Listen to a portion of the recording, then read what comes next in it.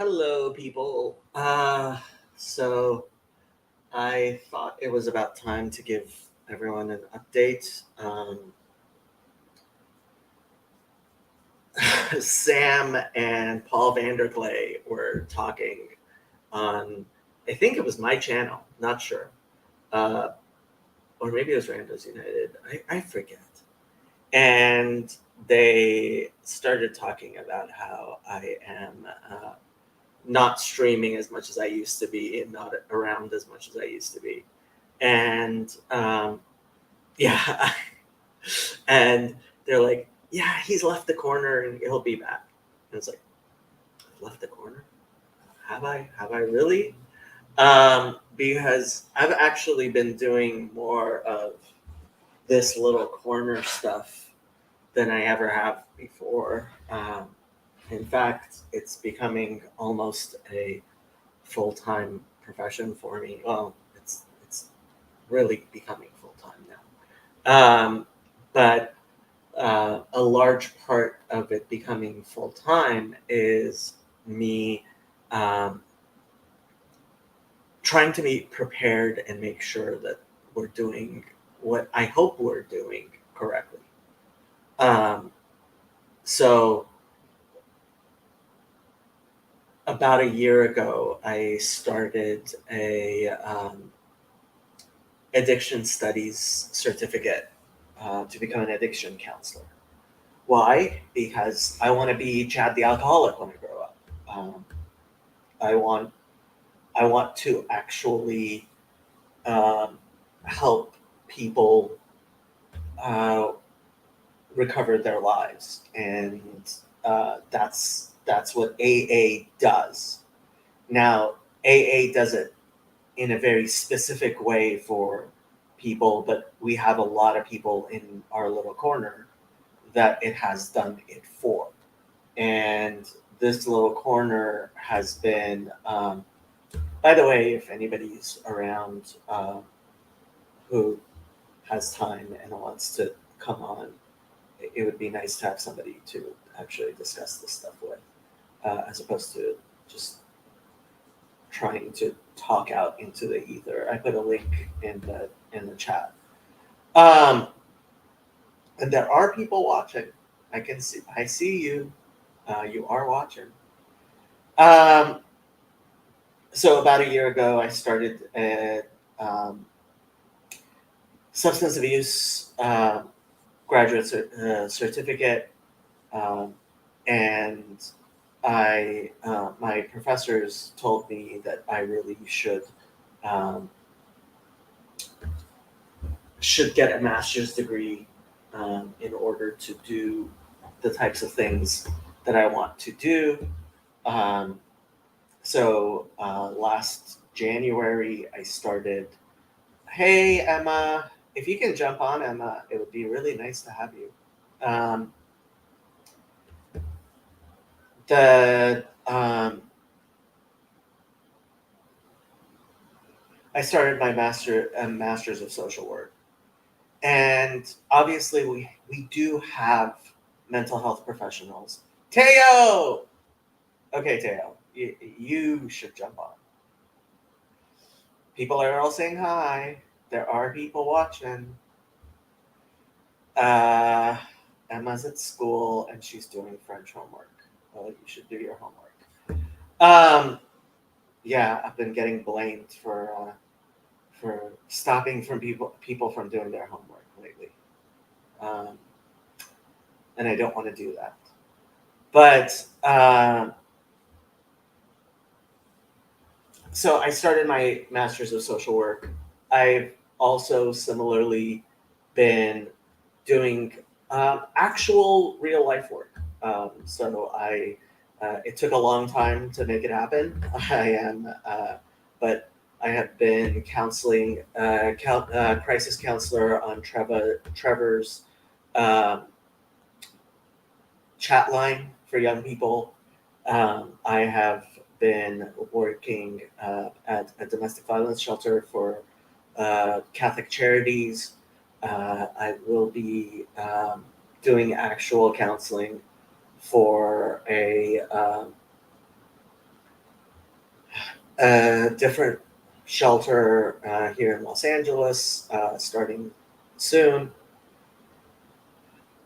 And so, like I've said before, um, if this is going to be real, then oh wow, Trey, you're in Puerto Rico. I am in Puerto Rico.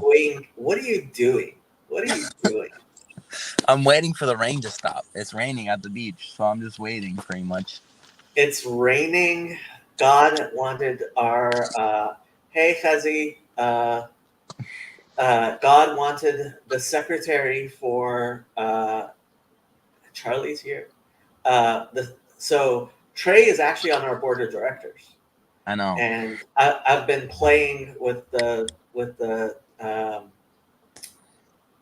website. It's not really ready to launch, but it's not bad. Okay, I'm gonna kind of here. You guys can take a look at the website. Show the logo. Just show the logo. You can donate. You can donate. You can, in fact, donate this very minute. There is a donation link in the description. There is a donation. Here is a donation page I put into the chat. Garth was one of our first donators. You can do a recurring donation. And while gifts are nice, first of all, if you're going to make a large gift, which I hope some of you can, you know, Grim, or I would like to call you by your real name, but I won't, even though you've been using it lately. You're welcome to jump on. No, the fountain isn't going to rain over anyone. I don't get it. He's afraid that it's going to be an organization that's gonna try to control Grim, like as if you could control Grim. I don't think you could. Okay. I don't think it's possible to control Grim. Like, yeah. I don't know what he's worried about. He's a sovereign citizen.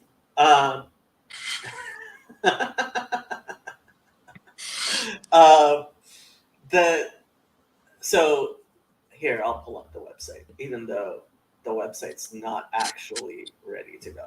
But what was I explaining? I was explaining. So I've been trying to get Paul VanderKlay to do stuff, and actually, apparently, he is doing stuff.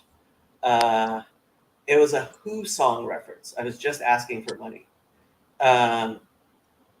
Oh, you mean rain as in rain? I don't know. Honestly, it really depends how much money comes in, and it depends who actually... Look, as I have said many, many times, I have been trying to start many different projects. I've been trying to help other people do projects. And it's all a matter of whether or not those projects catch people's interests and people start doing it. Now, this one I sunk a bit of my money into, and I sunk a lot of time into. And frankly, like, I've been trying to get the types of I need to pay the $500 you want from me at least, bro. Yes. Okay, Grim. So yeah, so this is the thing. Like, I wasn't sure if I should bring it up, but I have to say to the Chino folks. I have to say to the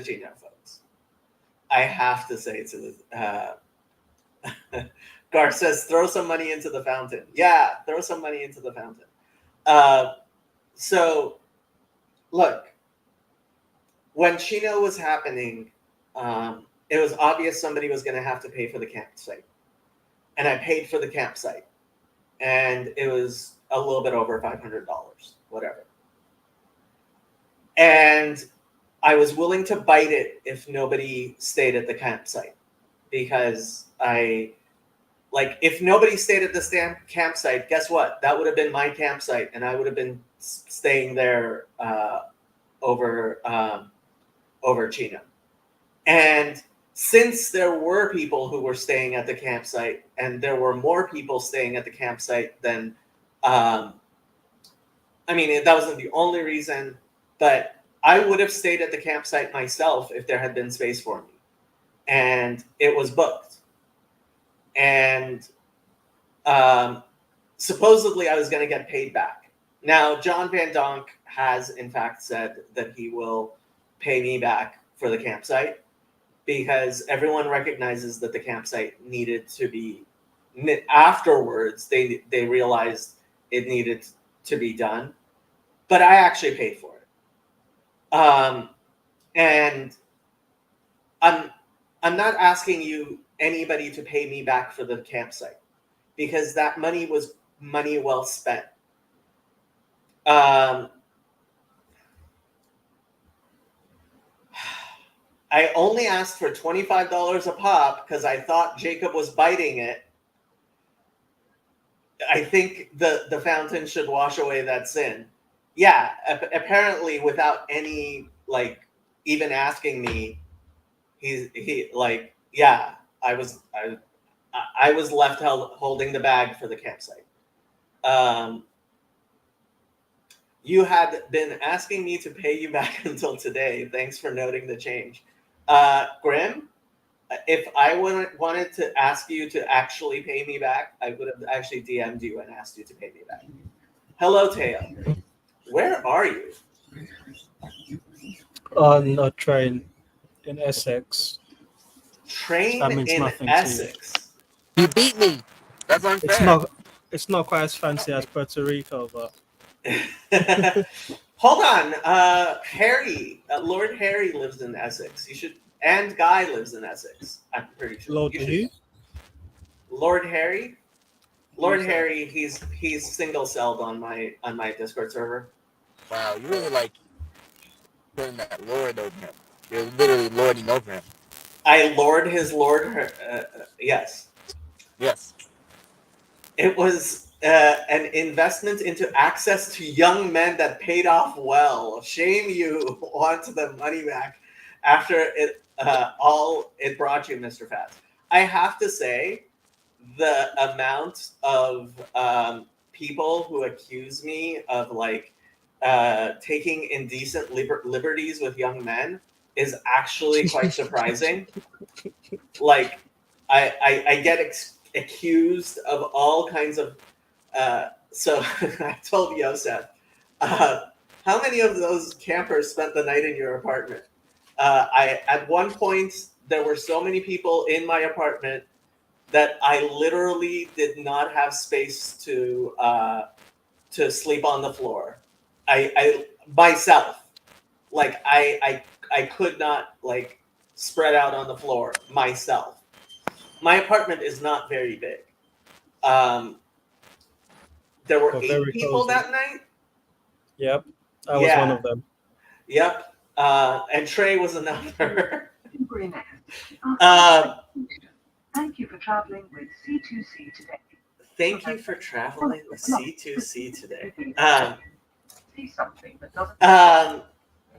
Anyway, with all that said, look, guys, if we're doing something, if we're actually doing something, I want us to actually do something. I'm going to be really blunt and rude. The people who have the time to spend hours and hours on the internet are the people, and the people who spend hours and hours on the internet are the people who don't have a real life. They don't have kids. They don't have a job. They don't have, they're not doing things in real life that they should be doing. And like Joey said, this place is not supposed to be where you live your life. This is not where our community cannot be online. Our community has to come offline. It has to. And if it's going to be real life community, then we need to pay it forward. I'm trying to make things happen in Los Angeles. I'm trying to get things offline in Los Angeles. And there's a reason why I'm focusing on the local. But we need to take all of the things that we've learned over the past, I would say 6 years, but at the very least the past 3-4 years. And we need to make it real world. And in order to do that, the people who can't be online, who are working and who have kids and who have a job, needs to contribute, and they need to pay it forward. Because I know there are people who used to watch this channel, who used to watch the other channels, who are hopefully married, but have productive offline real lives, and those people need to pay it forward. Khezi hopes you're doing well, Teo. Grizz says they should spend that money on their kids, though, but they are. That's the whole point. So let me pull up Fountain of Comfort's website, because we're actually doing stuff. Hopefully. Is that it? That's the old one. It's the new one. So this is our logo, and which thank you to his name will come back into my mind. Thanks to Matt C and some AI, we got our logo. The tagline is a public resource for mental health.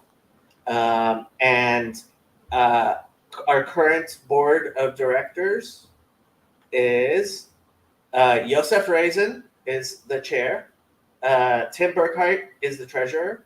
Our own very own Trey Braswell is the secretary. Jules Labatut, or Labatu, I guess it is. He was donated by Father Stephen DeYoung. He is an accountant, and we're very, very grateful to Father Stephen for donating an accountant. And some of you may know Gage. He was at Chino. He is a Master's of Social Work student at the University of Connecticut, who has been also very involved. If you want to get involved and you have relevant experience or capacities, dude, yes, please volunteer. But ultimately, what we need is money. Is money, and because money does help things. And look, if you're watching my channel, I think you can give $5 a month. And it means a lot when a person gives $5 a month. It means a lot, because I can say that's somebody who actually feels like this is something worthwhile. So, like, I don't understand if you can't give $5 a month to Fountain of Comfort. It's a registered 501c3 public charity in California. The regulations in California, you should see how much paperwork I had to put in. And how much more paperwork I'm going to have to continue to put in constantly. It's going to be for mental health, where I think anybody who knows this little corner and knows me knows that it's hopefully going to help people. And I think ultimately we already are helping people. And so dude, $5 a month, and it means something if it's $5 a month. If you want to give bigger amounts, frankly, you can. If it's actually a bigger amount, PayPal takes percentage. It's a small percentage, but they take a percentage. If you're going to give a large amount, which I hope some people will, trust me, I can spend the money. I have ideas about how we can spend the money. If and I know there are people out there who can give large amounts. And if you want to give a large amount, that's beautiful. Talk to one of the board members. Talk to me. We'll talk about what we want to do with that towards mental health, and it'll be tax deductible and stuff like that. That's for the people who have the money. That's not what I'm asking for here. Right now, I'm asking $5 a month. And if you can do 20 or more or even 100, that's beautiful and that's great. And frankly, I don't think it's too much to ask for somebody who's fully employed. Like, I don't have kids. This is my kids. Teo, stop it.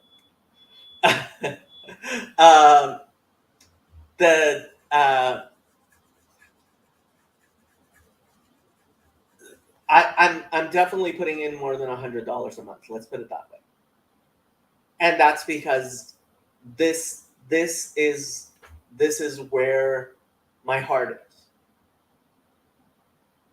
And look, we're going to be having, hopefully soon, an actual telethon.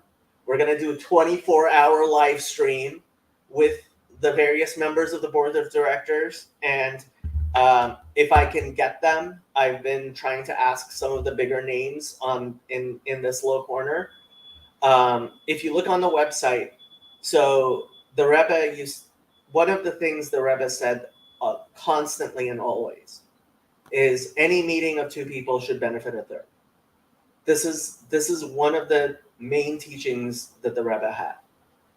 And that's why so the Rebbe used to give out dollars. When people would come and see the Rebbe, it started with dimes. He used to give little kids dimes to put in charity when every time they came and saw him. And it progressed, and he used to stand there 12 hours a day sometimes. And from morning till night, and people would walk, and there's videos of this. You can find videos of this all over the internet. I'll tell you a story. Teo will appreciate this story. So there was a website called Failed Messiah, which somebody who at one point had thought the Rebbe was the Messiah, and then the Rebbe passed away. He became very, very disenchanted with the Rebbe because Failed Messiah, and he made this website which was like with obsessive compulsive hatred of the Rebbe, trying to find every bad thing he could figure out about the Rebbe. And so it was a useful website, like, to see what's the worst thing people can say about the Rebbe. And so he had this section where it was like, the Rebbe was racist. And it was like, okay, so let me see what racist things the Rebbe said, right? Now you have to remember, the Rebbe was born in 1902 in Russia, okay? He was born in 1902 in Russia, came to the United States, lived through the Crown Heights riots, right? Which were race riots. Look them up, okay? And this is the worst thing this guy could find about the Rebbe. There was a video of a black man who came and to get $1 from the Rebbe, because people would come stand in line and the Rebbe would give each of them $1 and say something to them, just talk to them briefly, so that they would put the dollar in, and they could give the dollar to whatever charity they wanted. This was the Rebbe's thing, because he said every meeting of two people should benefit a third, right? And the most racist thing this guy could find on this anti-Rebbe website, Failed Messiah, was this black guy had come up to the Rebbe for $1. And the Rebbe had given him the $1, but was talking to somebody else. Like one of his secretaries had asked him a question, and he hadn't paid attention to this one person the way that he was known to pay attention to everybody else who came by.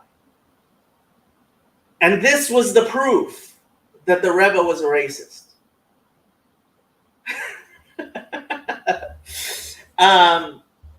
So, like, come on, guys. Anyway, I am focusing. I want people to think of. I want people to think of what it means. Like, every meeting of two people should benefit a third. Do what the Rebbe did. Give the $1 to charity. And hopefully this is going to be a community project. There's a reason why I set up a 501c3. Chazi says 1 + 1 = 3.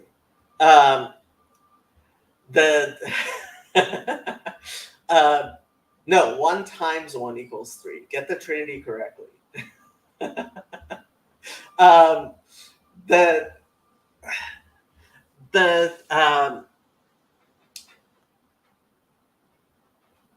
Yeah, I mean, this is going to be a community project.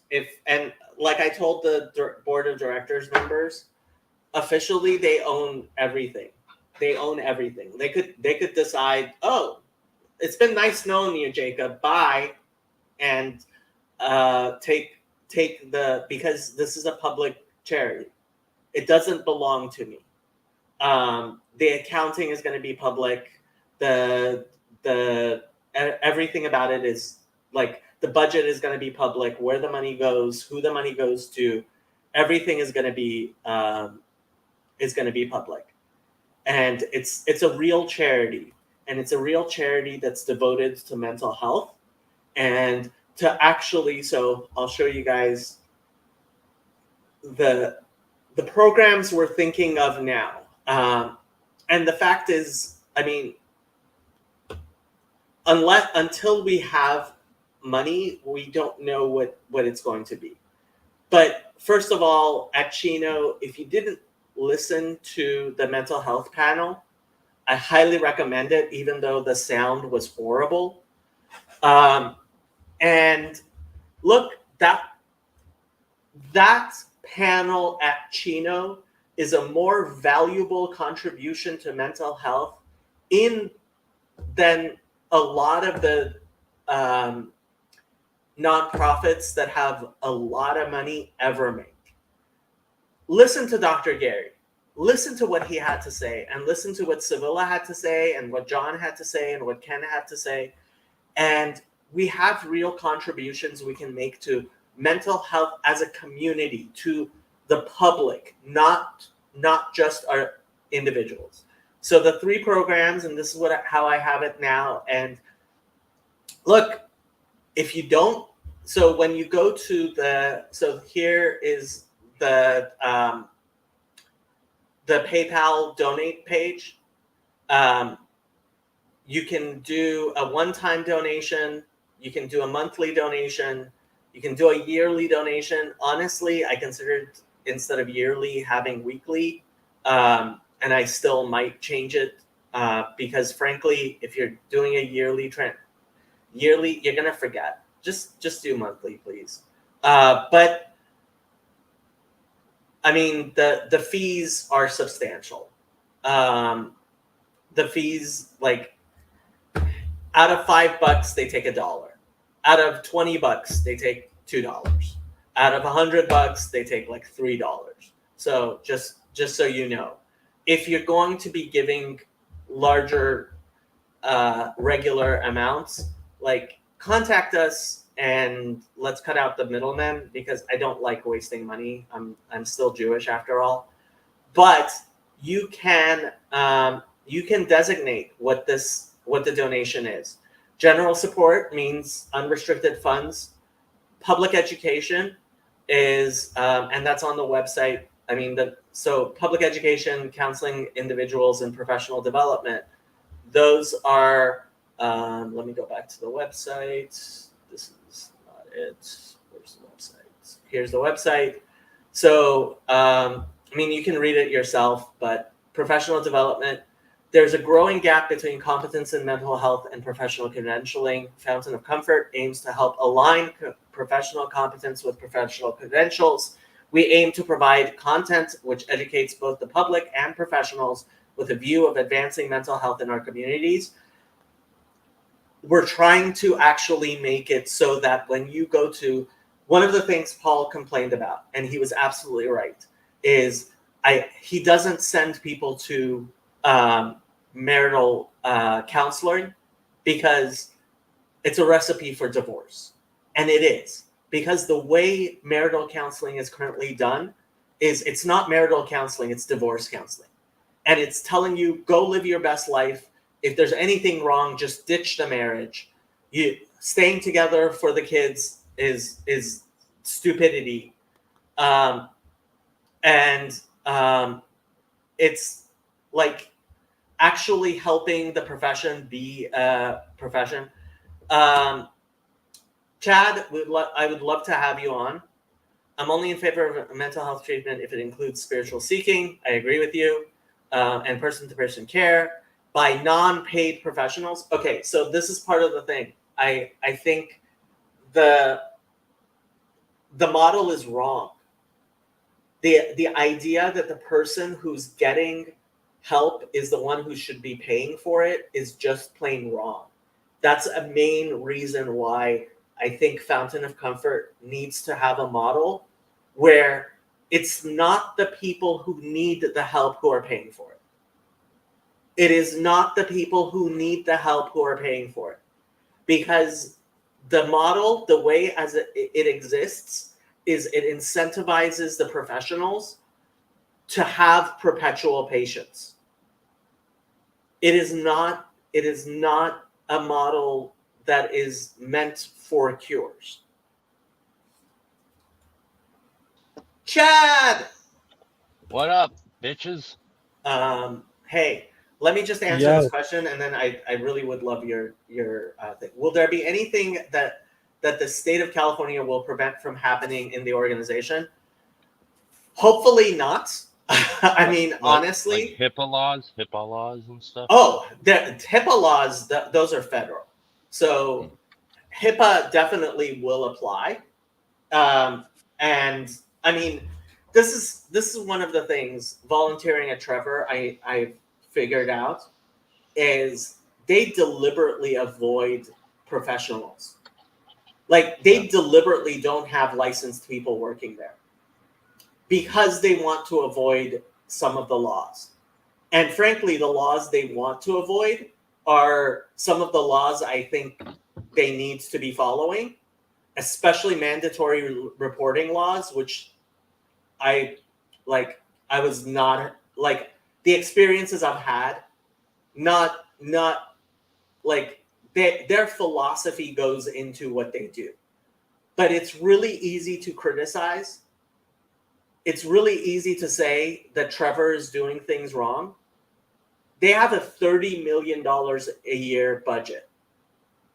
And very, very little of that $30 million a year is actually spent on anything that's actually worthwhile. What do you mean, like CEOs? Oh yeah, like the money is the money goes mostly to fundraising. Like at least half of the money is going to fundraising, and then a large chunk of their actual program money goes to political advocacy and BS like that. So it's just basically money laundering for CEOs.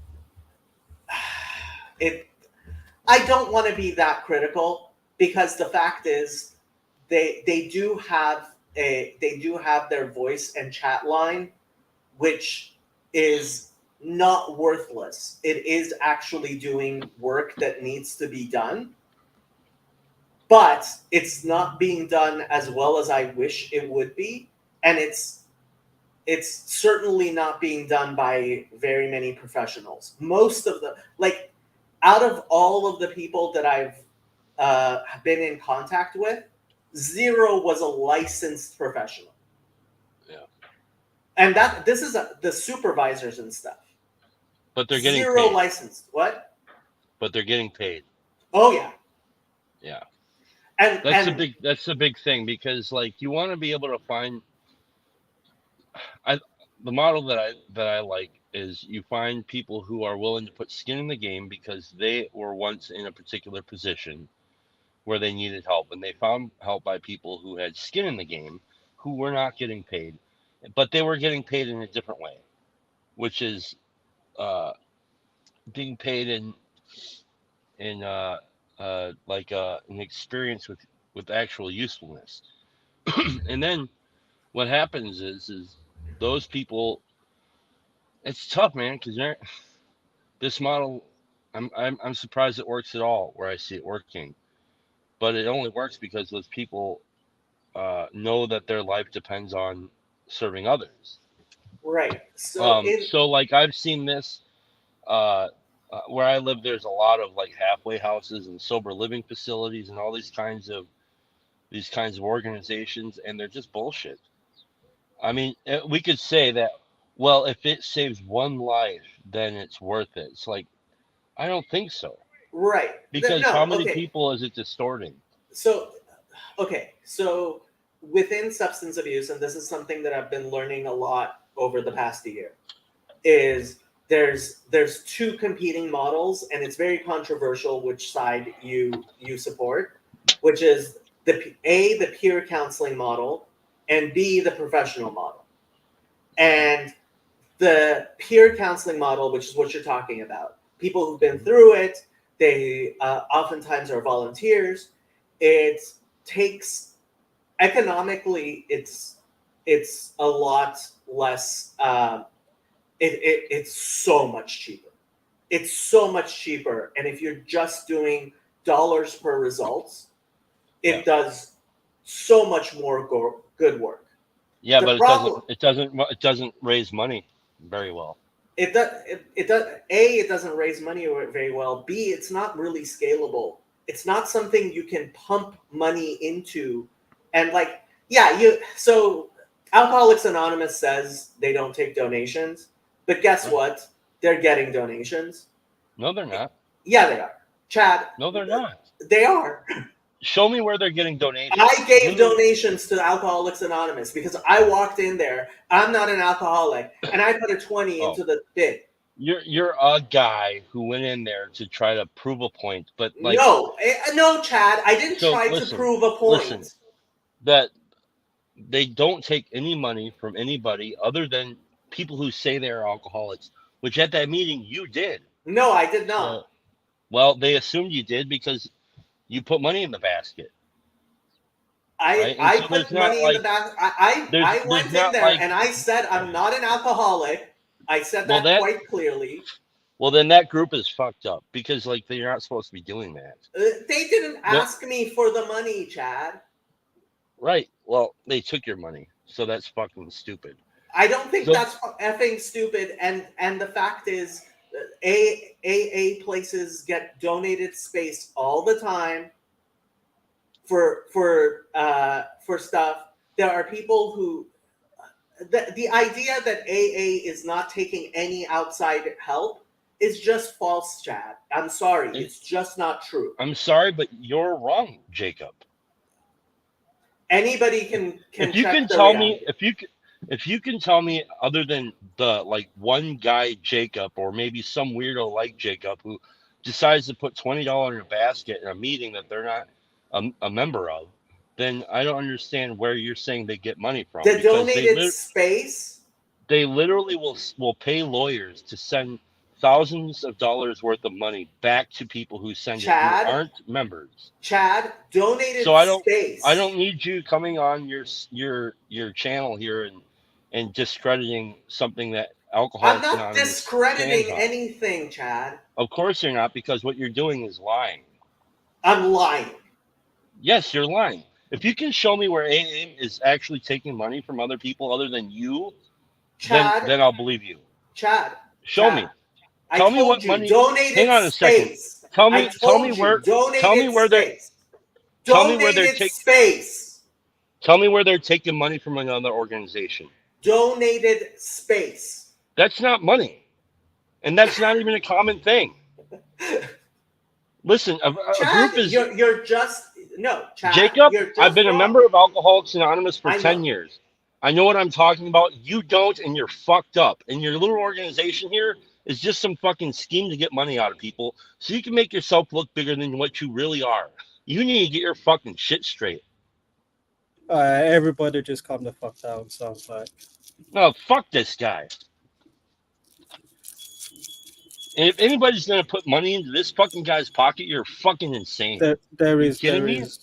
there is no way Jacob is just trying to get money off people. He's trying to. No, help people. he's That's for actually trying to run his status bar up, and that's all he ever tries to do. C2C rail service to sure. I'm not buying that at all. Chalkwell, Not even for a second. VLC, Bedfleet, Pitsea, Stanford Beho, East Tilbury, Tilbury Town, Grays, But also, it's understandable that Upminster, It- Barking, if Chad felt like you were discrediting AA, which is something that's been very awkward to him, he got upset. And Look, we know Chad, but he'll be fine. the fact is that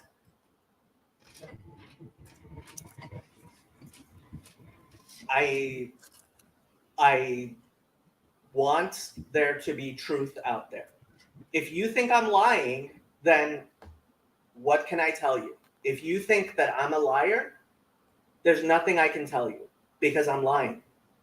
But what I'm telling you is what the actual truth is, what the situation is out there.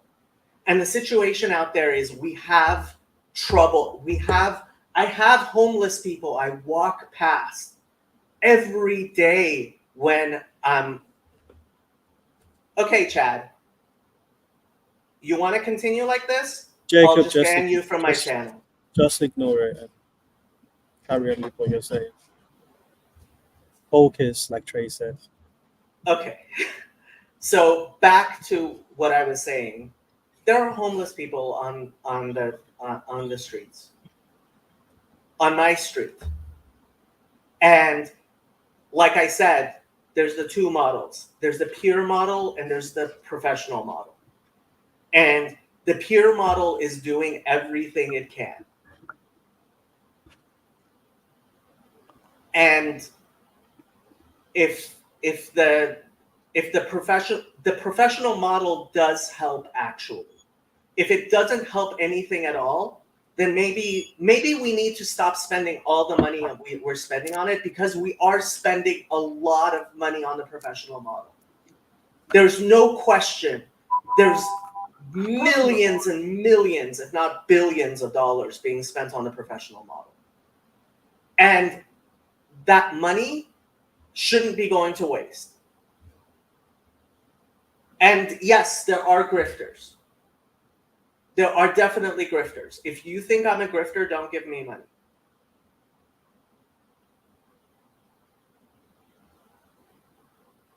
But if you think that there is a place for professionals and there is a way of actually helping people beyond the peer model,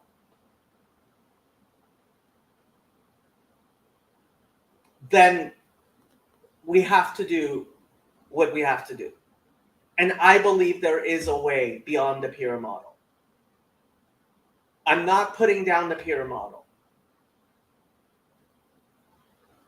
But there is a place for professionals.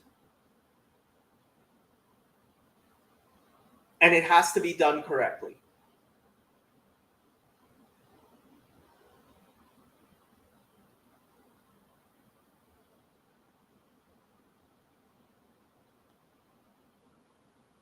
What you're missing is the way to raise money in the evangelical context is to promise people if they sow a seed, they'll reap. Teo, you were cutting in and out. Great, we lost Teo.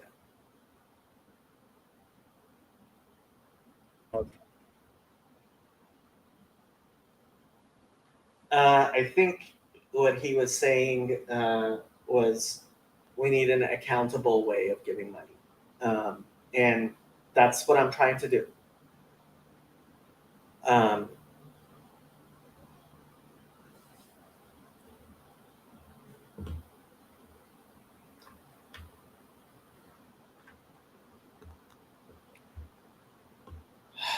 Anybody else want to jump on? Anybody else got things to say?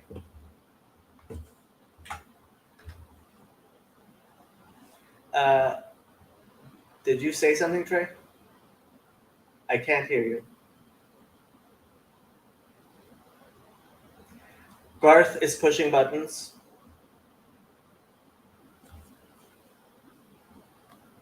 I have no idea why I can't hear you.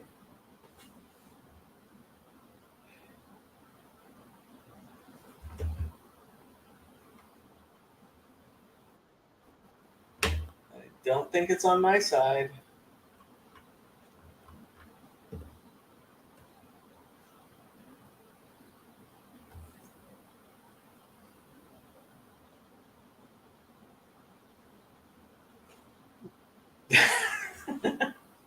Well, if nobody else is going to jump on, and God has prevented Trey from actually saying anything for some reason, and Teo's lost connection. Are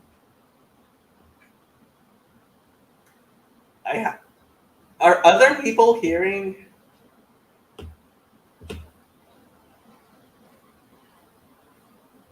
Yes, chat. So there's nothing wrong with professionals. It's when it needs to, when professionals aim to Chad, keep people Chad, on no. That's First all of I'm all, saying. please apologize for calling me a grifter. I didn't call you a grifter. I called you a piece of shit and a parasite. And you believe that's true? No, I don't. But you Thank really, you. you really upset me because, I know. like, you. No, why do you upset me? If you know. I upset you because I pointed out facts you don't like. That's not what you did. That's not the You're way only to answer pointing that out what you question, think you know. Jacob.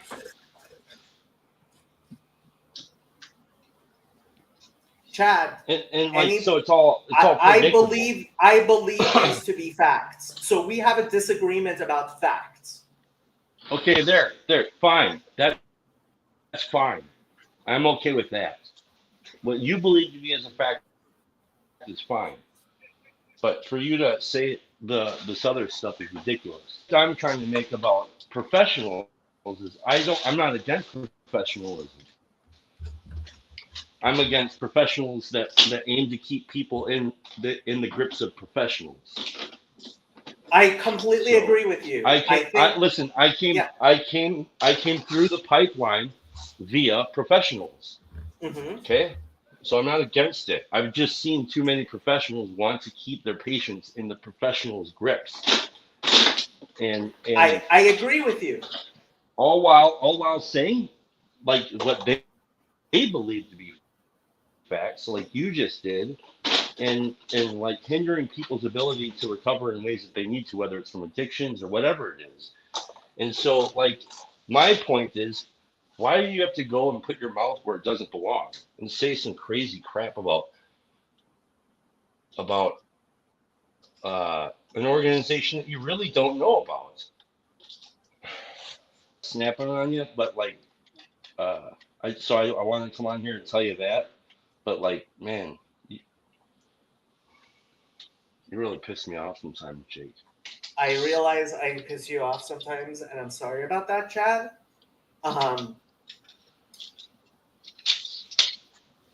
It very much bothers me that the economic model we have of mental health incentivizes people to keep people in their grips. That's definitely true. That's something that's a huge problem. A lot of the mental health professionals I talk to tell me that they split their time between making money from people with first world problems and like lots of heartache and not much money volunteering and trying to help people who really need help. And I would like to see a model that works better than that, a model that that's actually based on helping people and not making people rich or giving them status. And you're 100% right that there is status to be gained by being the helper. And there's plenty of people in the professional model that they're honestly parasitic in their charity. So It's not I charity, hear they're you. getting paid.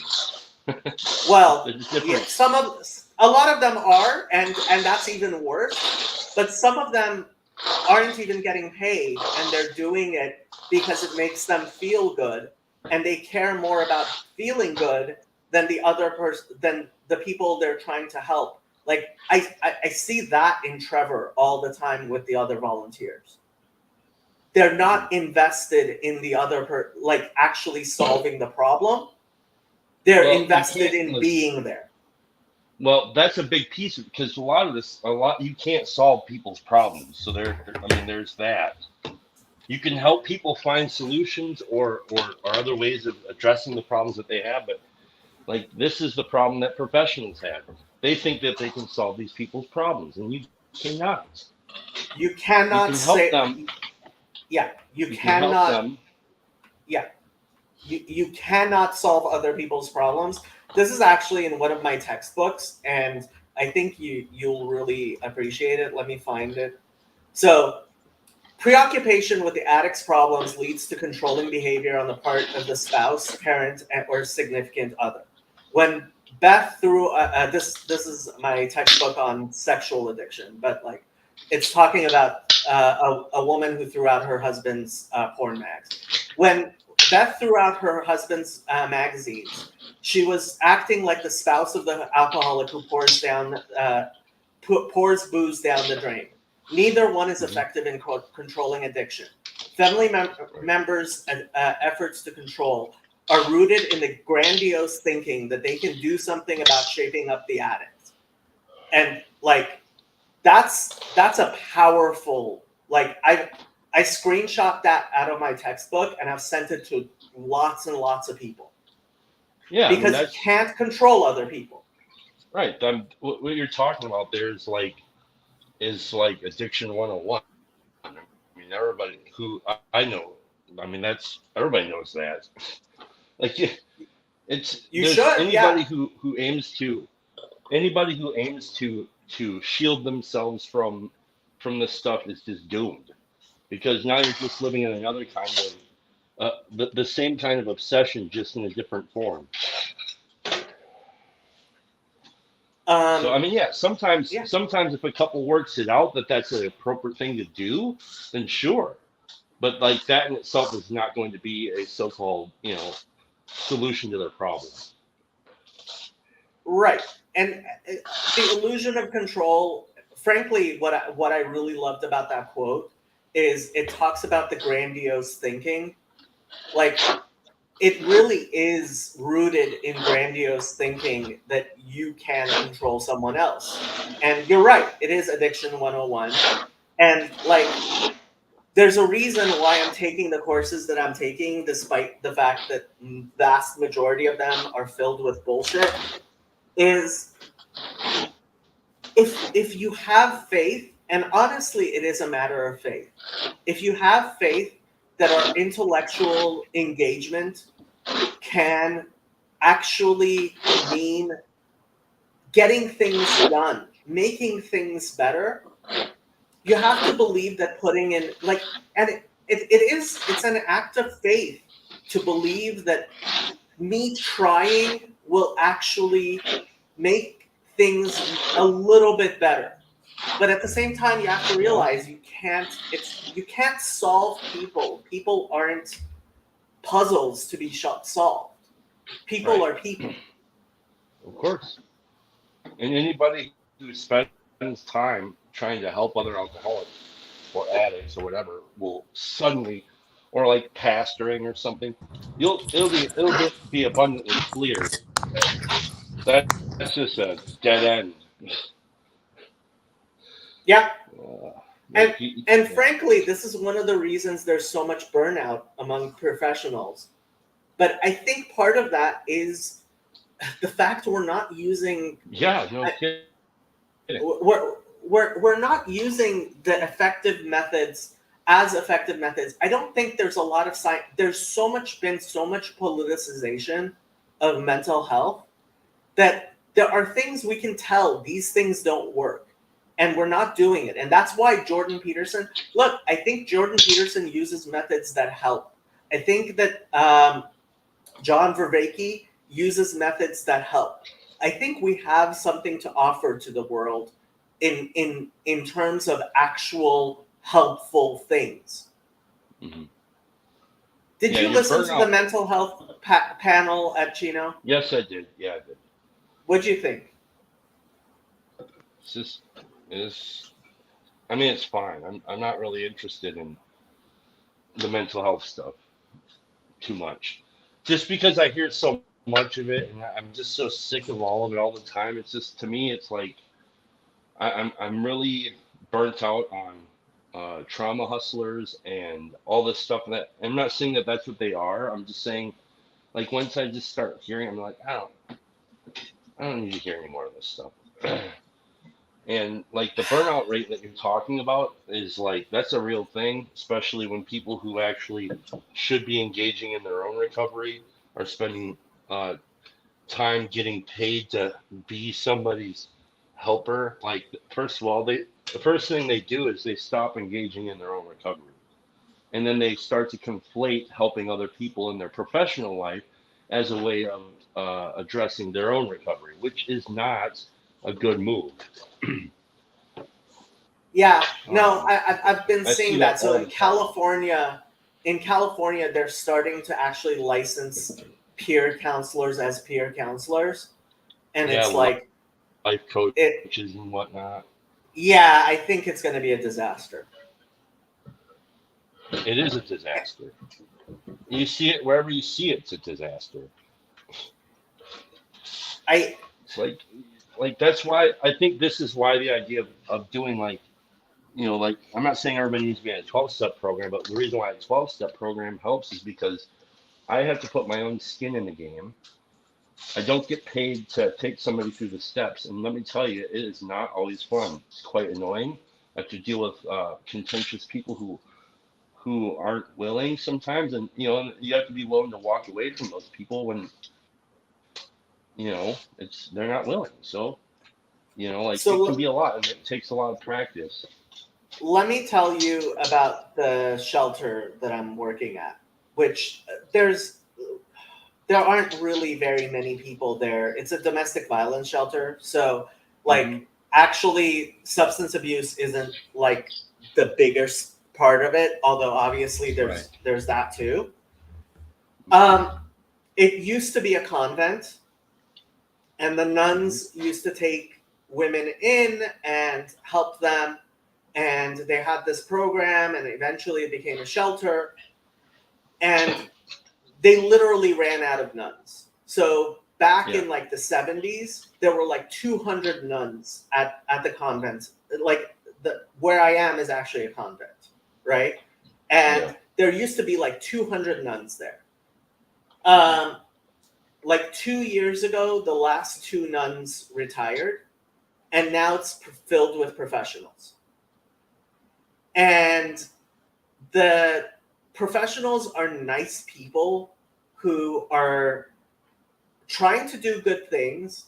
I don't think any of them are in any way like hustlers or anything like that, but it's their job, and they go home at the end of the day.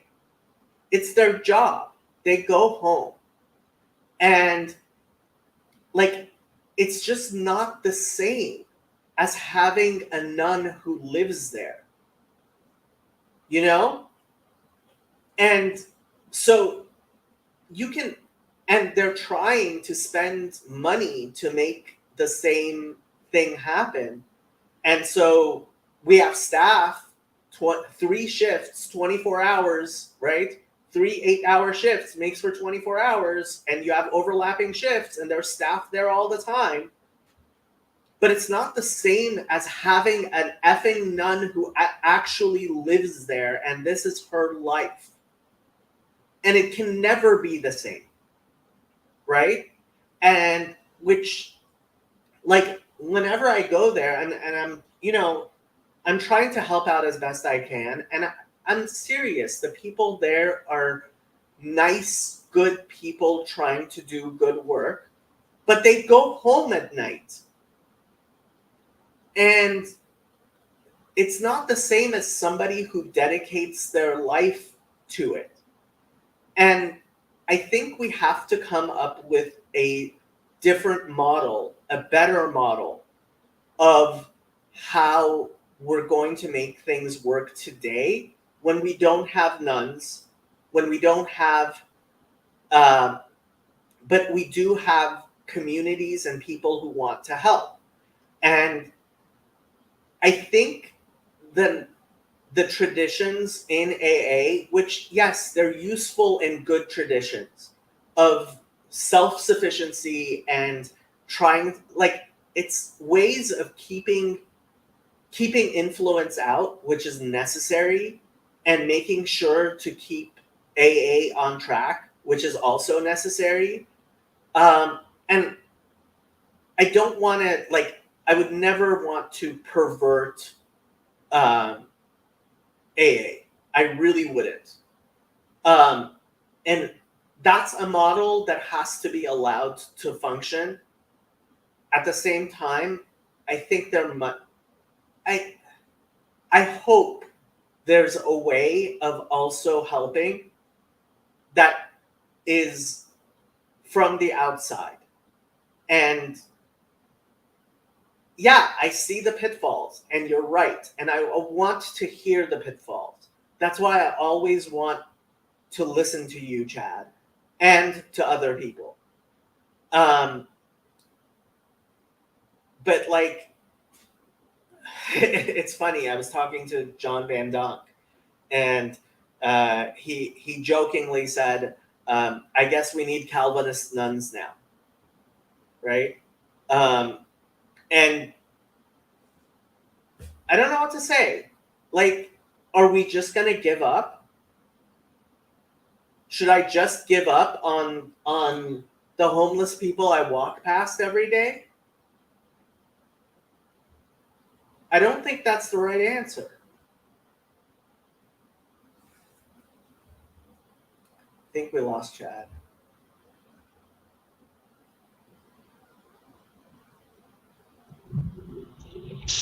No, you didn't lose me. I'm drilling a hole into tile right Oh, okay. Take your time. now.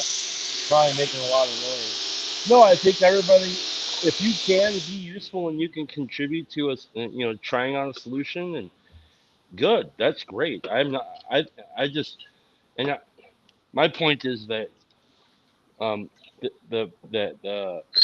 naivety of people thinking that there is a particular solution for a thing it's insane.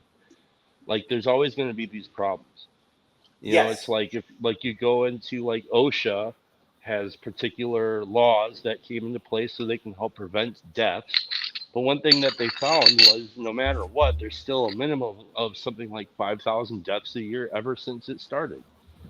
Yep. So, like, there's always going to be problems. Yes. What's up? Yeah. No, you're 100% right, and I very much dislike the naivete of people who think you can have one solution to a complex problem. and I think that's actually one of the big problems in mental health is a lot of people, they find the one thing they think that worked for them and they think it will work for everyone. And it's like, no, human beings are too complex about that, for that. There has to be a multi-pronged approach. And yeah, there has to be a multi-pronged approach and different people have to do different things. Phlebas says, this is like my disappointment as a child to find out our church closed. I thought that someone should live there. But Sani says, do what you can, when you can, with what you've got. Yes, but I have to say, I want to see it done professionally. Like at our first board meeting, I forget who made the comment, but they said, "Hey, why are we all engineers?" Right? Trey is an engineer. Tim is an engineer, and Yosef is an engineer. And it was like, because engineers actually like have a mentality of how do we get this done?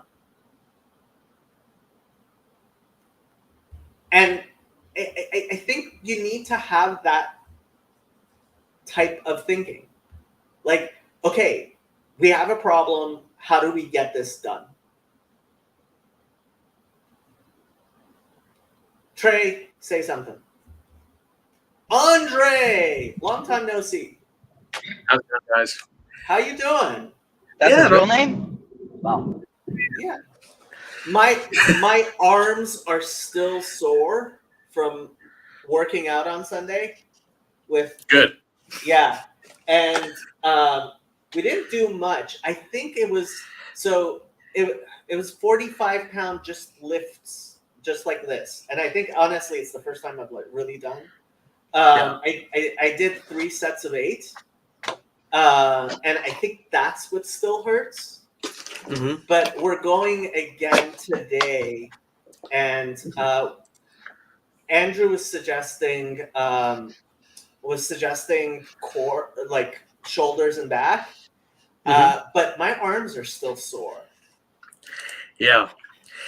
Well, what I would say for that is like soreness is not necessarily an indicator of like you need to stop. Sometimes you just have to like push through it. As bad as that sounds, but because your body like essentially builds up a tolerance to the soreness, you get fine after a while. But yeah, it does feel like stop, but actually you'll be fine. Okay, so shoulders and back, you think, as opposed to legs? I was thinking we might switch to legs. Yeah, I mean you can, because if anything, if your arms are hurting, it is going to impact the rest of your lifts. So if you switch to legs, it's kind of a smart move because you keep your whole body just in that protein synthesis kind of zone, and then your arms will recover, and then your legs will be obviously sore, but then you can go to back straight after that and shoulders. So it's like it's good to like switch it up like that. Yeah, whatever Andrew's doing. I mean, Andrew, when I've spoken to him, he seems like he's a knowledgeable guy when it comes to the gym stuff. So, you know. Yeah, but he's thin as a rail. This is the thing. I always say, never judge a book by its cover, because when people, like I have a friend, and when he saw me come to the gym like a year ago, I was really like, I was big, like fat big. But I said to him, I tell you what, I can make you put on a bunch of muscle in like 3 months. And he was like, pfft. And then it happened. He's like, you're like the gym messiah, because you don't look like you know how to do gym stuff at all, but you got me jacked. I was like, so you never know. Some people don't look like they've got it, but they know. I definitely think I have done, like, I've been spending almost the past year doing exercises with too light of weights, with too many reps, and for too long. It's definitely possible. Yeah, and Andrew needs calories. Oh yeah. So how you doing? I've been giving him a weight gain here. I'm going to say the Rich Piana thing, which is stick to real food. Real food is always better than any sort of product. or powder. So that's just my thing. It's more it's because it's got the full amino acid profile, all No. 64. So you know, That's true, but he can't do it. Like he 21, not physically 64.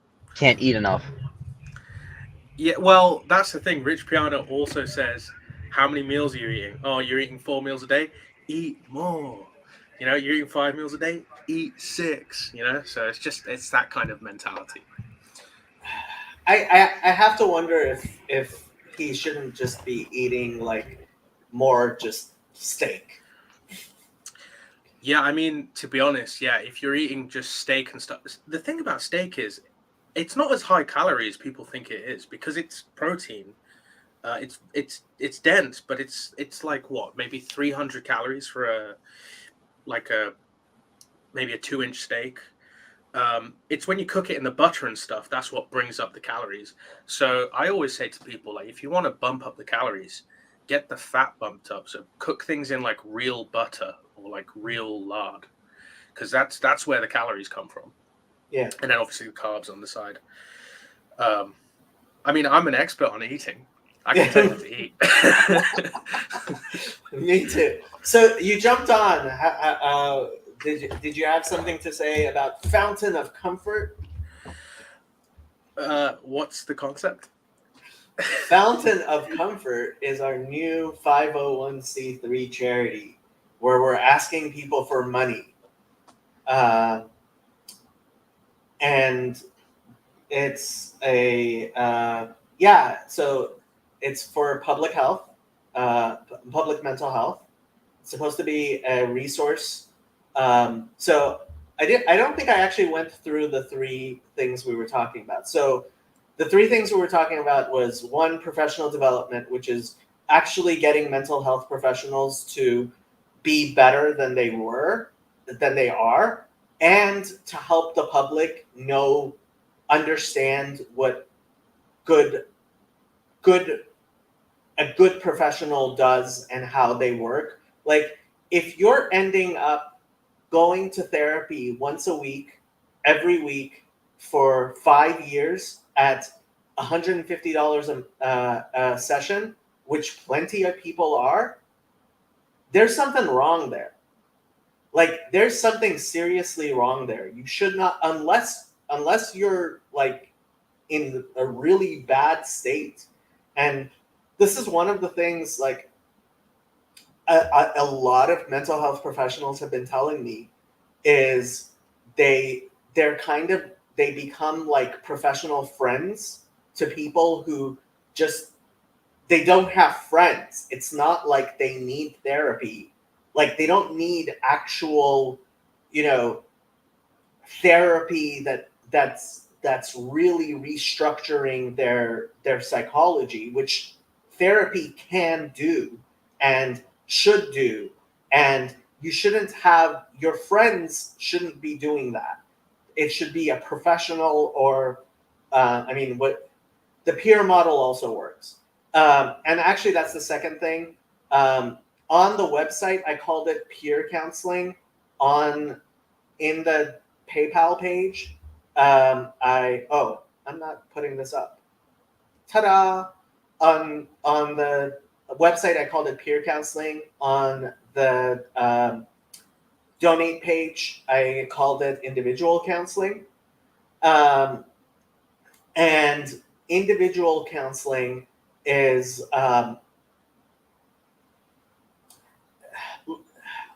ultimately, if we're doing this correctly in my model, in my idea, right?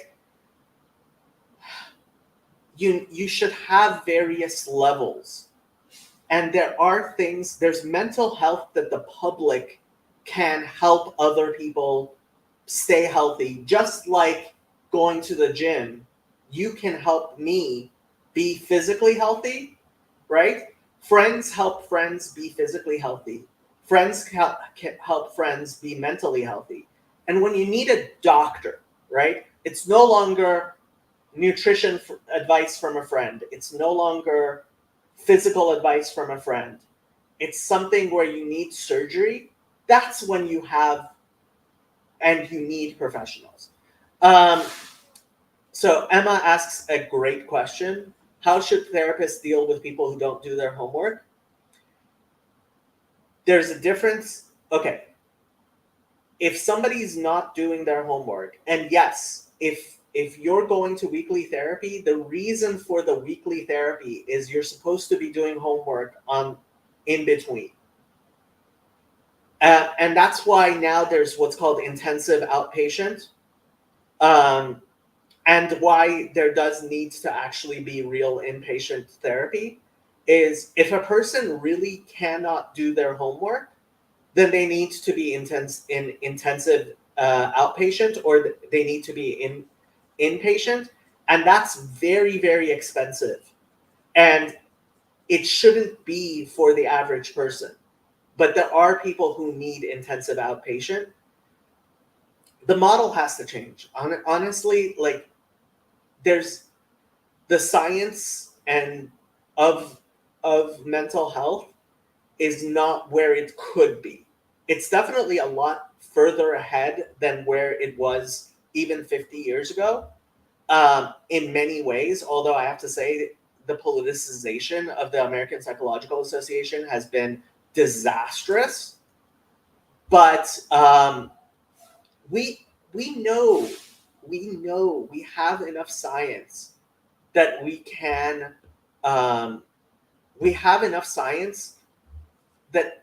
do things better than we're doing them.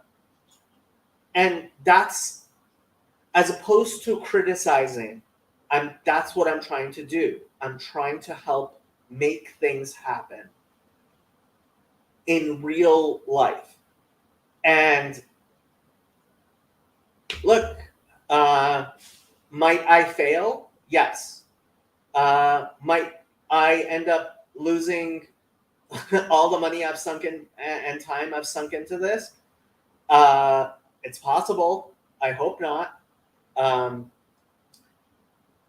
Do I believe that this is something good for the world? Yes, I do.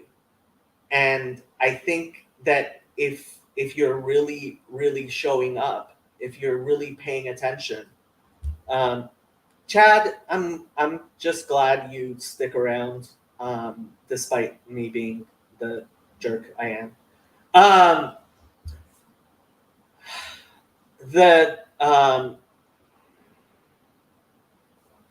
And I have to say, Chad, like, I really value your friendship because you're willing to call me a jerk sometimes, and you do snap, and then you do come back, and I want that pushback. That's what changes this from being a cult. Like, I've been accused of being a cult leader as well. And Bazani is right, people. There's 15 of you watching. You better be pressing like. I'm gonna check to see if there's a like button. What's going? 5 likes. 5 likes. Come on, people. Press like already.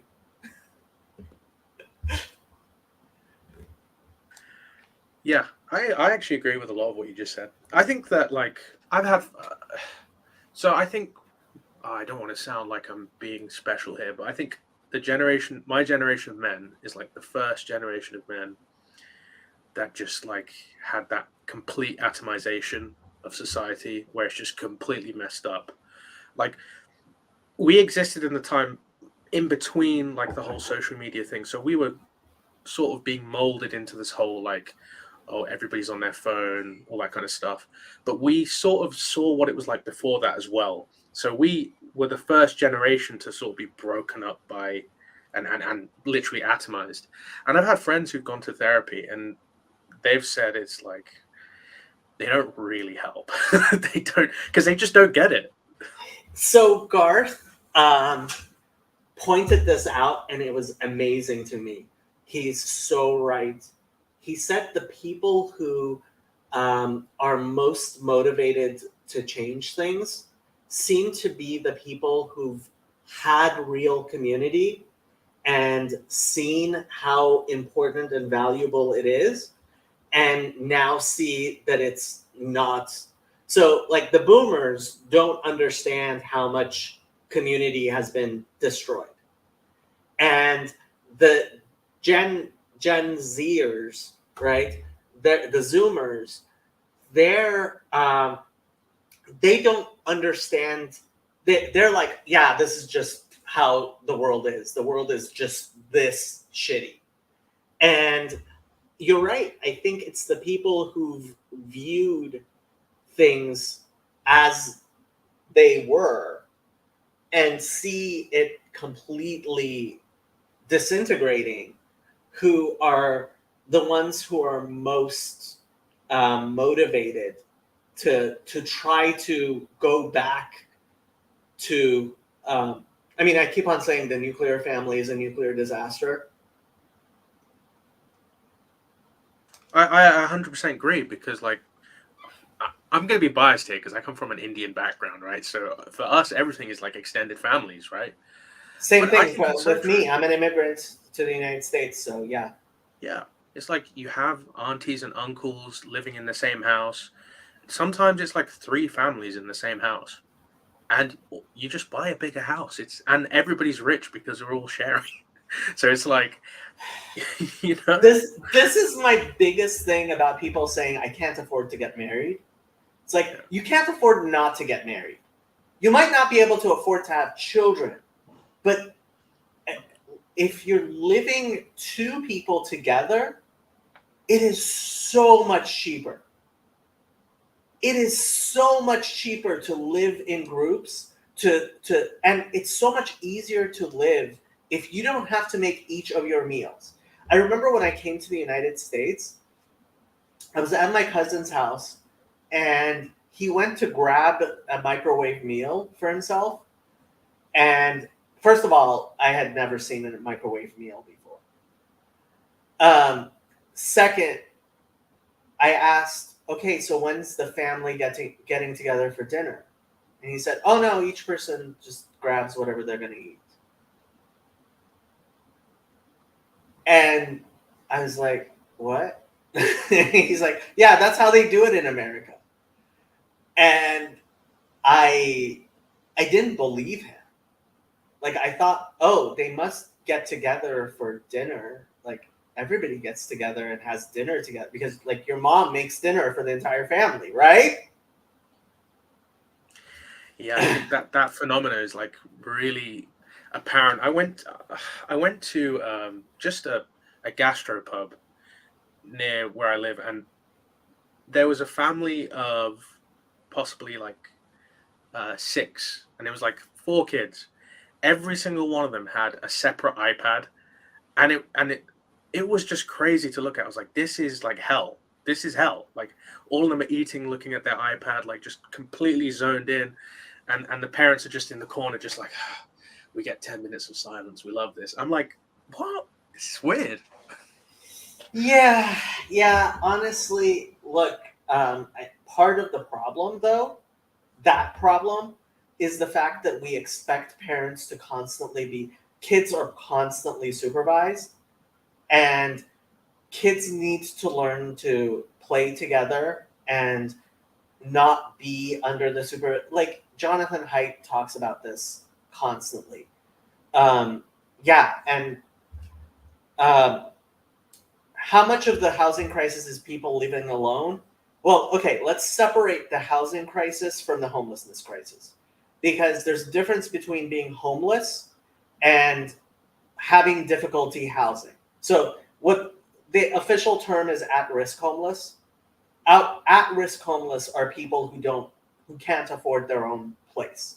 And that includes people, for example, who live in their cars and have a gym membership and a post office box and a full-time job. Like that's a thing in Los Angeles.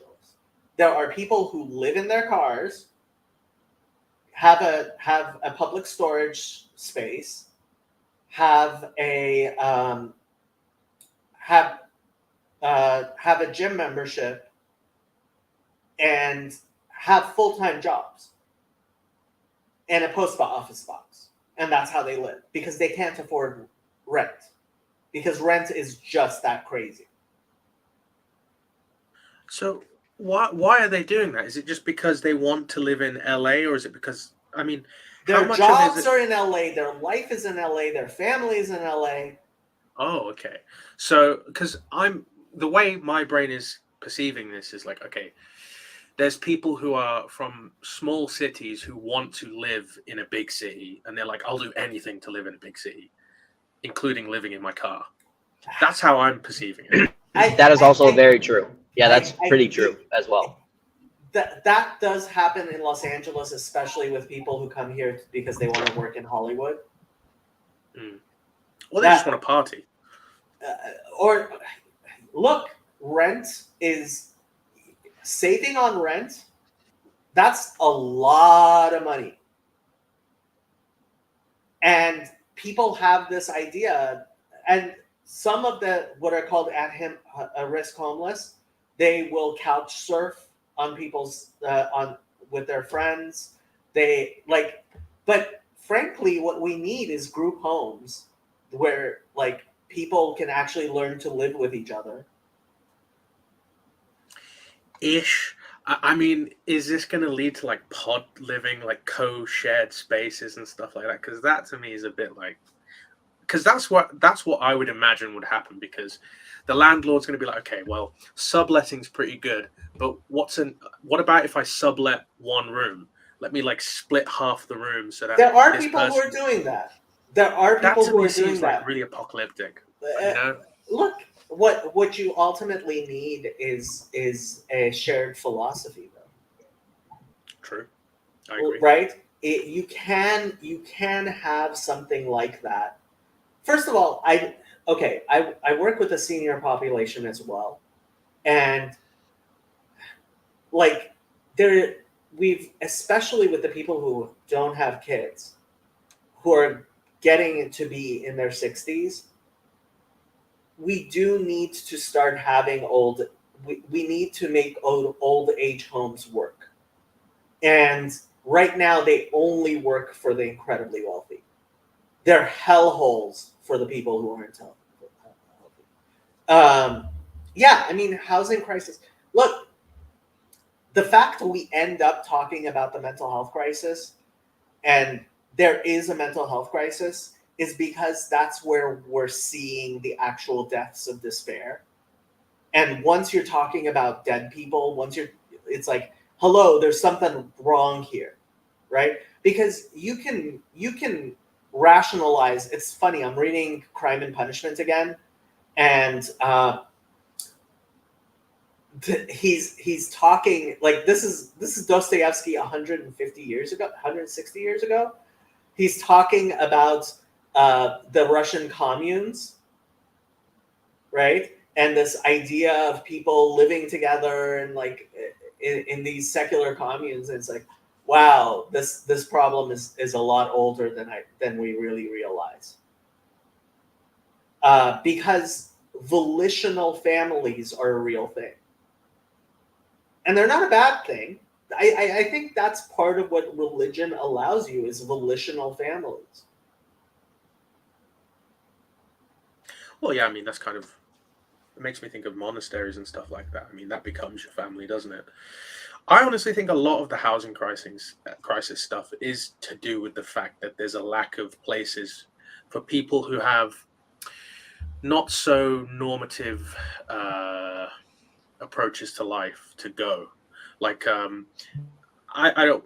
So, like, people who are, let's say, highly intelligent, which correlates with autism, you know, they have a different way of approaching life. They can't necessarily be as pro-social as other people. So, like, a monastery or something like that is brilliant for those type of people. I think we need more spaces where, like, introverted, highly intelligent people can go and be introverted and highly intelligent. You know? I can see that. The vows of celibacy, like, I would like to experiment, but ultimately, I mean, we're definitely getting off track. But Fountain of Comfort, like, yeah, like a university. No, not at all. Because the universities are literally just I want to party for 3 years and just have as many girlfriends as I can and take as many drugs. That's what university is. Like a monastery is not that. Not for well, it's actually funny. Well, at like, least I hope it's not that. Yeah. Well, Jonathan, what do you have to say? I mean, the Jesuits have a lot of money, but that's what happens when you get a bunch of gay men living together.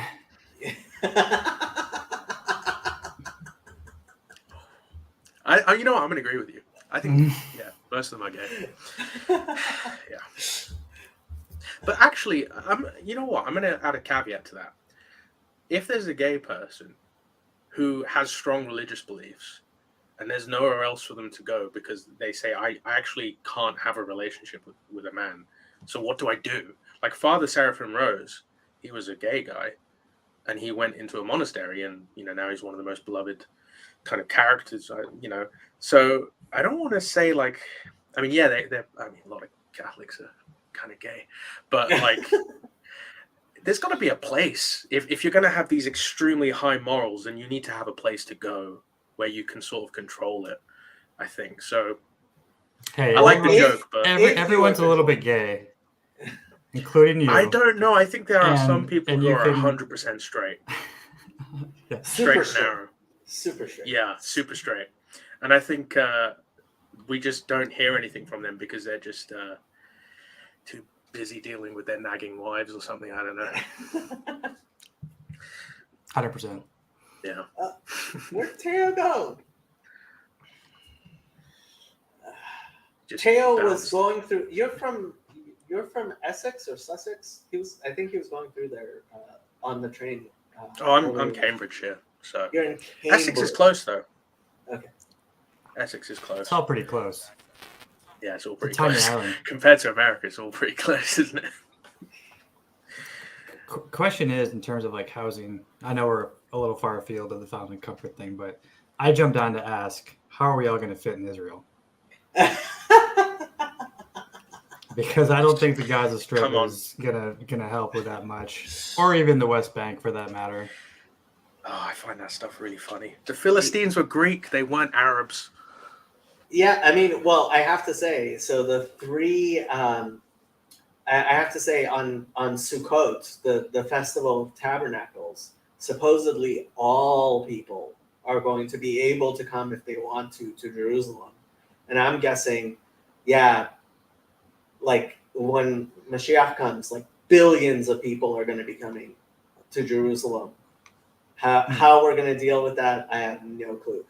It was so funny. My dad was listening to this song I had never heard before on YouTube, and he's like, "What are they saying?" And I listened to it, and the one word, the title of the song is Jerusalem. The one word I understood. So like, I'm like, but I didn't know which language it's in. It's in Zulu. Mm. And the words translates to "Take me home, I don't belong here. Jerusalem is my home." It's a catchy song too. Like, and you can go and check it out on YouTube. But like in Zulu, okay. Sounds pretty awesome. Sounds pretty Well, based. The PSA is, if you ever find yourself in the Sukkot in Israel, don't kick it. Don't kick the sukkah. Just Yes. whatever you do, don't kick the sukkah. That's kind of an inside joke right there. That's really funny because, like, the fact that I'm learning Russian, that doesn't mean the same thing. Do you know? Does anybody get what I'm saying there? No. Okay, don't worry about it. Well, I mean, you are Orthodox and you're turning into thing. Yeah. So the lyrics are here's the Jerusalem, my home. Save me, join me, don't leave me here. My place is not here. My kingdom is not here. Save me, come with me. Save, save, save me. Do not leave me here. Save me, save me, save me. Do not leave me here. My place is not here. My kingdom is not here. Save me, come with. Save, save, save me. Do not leave me here. Save me, save me, save me. do not leave me here. So those are the actual words to Jerusalem, and it's a catchy song. I highly recommend people. I love it when people use such a wide vocabulary in their songs. I love that. Well, it's Zulu. How much vocabulary can you have in Zulu? I don't think Zulu has that many words, does it? I don't know. I'm going to say nothing because if I talk, I'm going to be in trouble.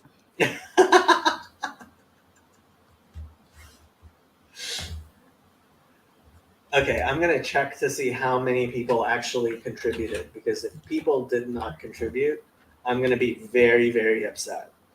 If you're watching this and you can't spare the $5 a month, big spender. Yep, one person, big spender, won't I will not embarrass him, but yeah, the rest of you need to pony up, people. Trey, you got to fix that donate button. Yeah, I'm working on it. You know what I'm talking about, right?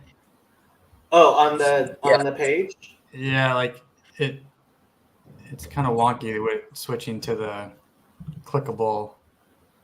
You know what? Can it just go straight to the PayPal thing that's set up? Yeah. Yeah, you should just make it do that. Well, I I will. don't know how to embed links. I need to look that up on Wix. It should be easy. Okay, I've got a mental health issue. Yes, I don't you have do. one, but I want to have a mental health issue topic that I want to talk about. Okay. I know I walked right into that one. So the whole incel thing. Uh-huh. What's your guys' take on that? I think it's incredibly base. You know, I think it's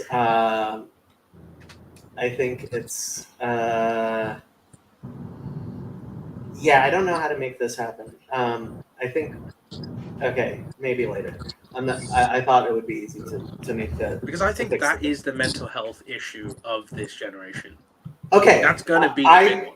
I blame it like I blame everything on Baal of Tarsus.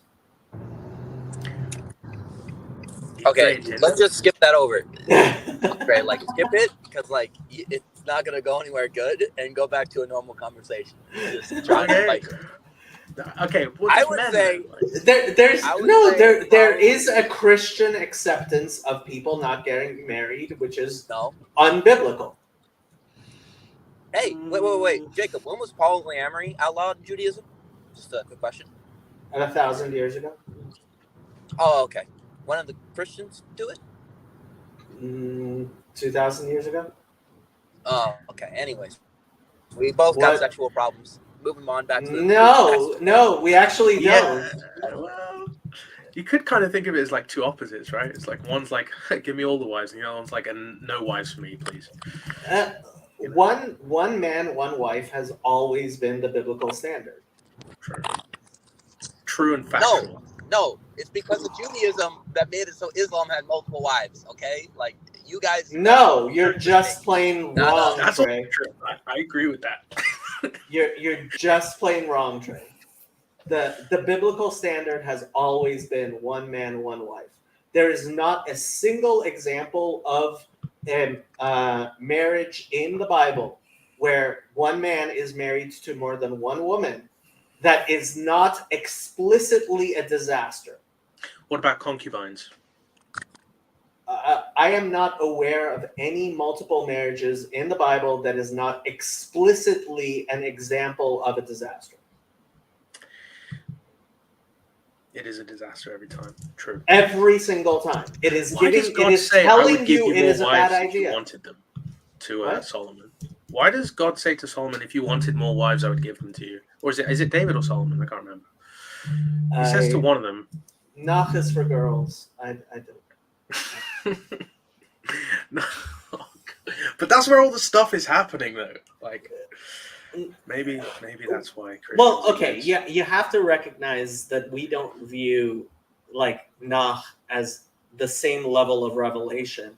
we explicitly view it as an inferior revelation to the Torah. No, I get that because we have obviously rankings of books as well. So Yeah. Okay. Interesting thought though. Like the fact that God said, "I would actually give you more women if you wanted them." Well, I mean, if you look up the verse, I can actually. Let me get that up. This sounds like we're moving into one of my Bible studies, and if you listen to my Bible studies, I expect you to be donating to Fountain of Comfort. Okay. Right.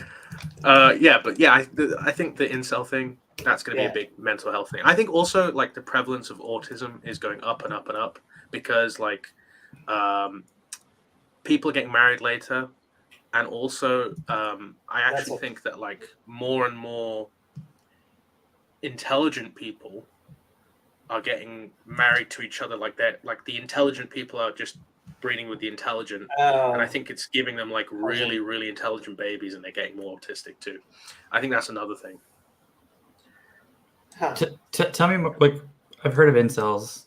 I know what it means and stands for, but like, how would you describe it for the studio audience here? Okay, let me give you a little education here. No, really, seriously, it means involuntarily celibate. Uh-huh. But I think it originally started off as just people who couldn't get a girlfriend and they just wanted to get laid. But I think it evolved into more of like a state of mind, as like it doesn't necessarily matter if they're attractive or not, or if they have money or not. It's like it's an internal thing. Like they feel like they can't get anything, and then they start becoming almost like a body dysmorphia thing, where they look at their face and they just see pure ugliness because they're looking at like they get really in depth into like what are the perfect face proportions, what are like the perfect body proportions and stuff like that, looking at the ideals, and then they start comparing themselves constantly to that. It's kind of the same thing when girls go, there's such high beauty standards. It's men doing that to themselves, basically. But you know how like a girl goes, well, that girl's pretty, but a guy goes, okay, no, it needs to be 1/3 of the face needs to be this big, 2/3 of this face. Like they get really in depth. So these guys have essentially spiraled themselves into this, like, I can't get a girlfriend no matter how hard I try because I'm ugly, even if they're not. And they've essentially bonded over the fact that they're all like ugly and they can't get a girlfriend, even though they're not, and it's not true. And what's ended up happening is that is transmuted into some sort of collective anger against women. And I'm going to say that a lot of their critiques of modern women is not wrong, but it's getting to the, obviously there's like crimes associated with this. It's very much like the Fight Club thing, where it starts off as like a, hey, let's just get together and do some stuff, and then it becomes like a whole terrorist group, right? Now, I don't want to paint incels as terrorists. I think they're just men who are struggling with the changing times and like the atomization of the individual. But yeah, it's becoming this whole group of men who are like very bitter and resentful. Nobody likes them. Nobody wants to help them. Constantly demonized by the media. So they're just getting more and more angry over time, and that's a powder keg ready to go off. What's the age range of these quote unquote men? Because my sense is that like it's a stunted. Like a failure to launch kind of thing. Yeah, arrested development, we used to call it back in our day. Yeah, 100%. I think it's anything from 15 to 35, which sounds like a big range, but it's like a whole generation who sort of grew up with 4chan, all that stuff, and like actually I think they all have the same comedic tastes, all have the same kind of humor and same kind of interests. But yeah, anything between 15 and 35, heavily online, like really online. I think that's a big part of it as well. I think also maybe having helicopter parents might be a thing that contributes to that. Kids need to do more drugs. That's what I'm saying. Well, not need to do more drugs, but I do think they need to be left alone more, as in like to go out and like communicate with people.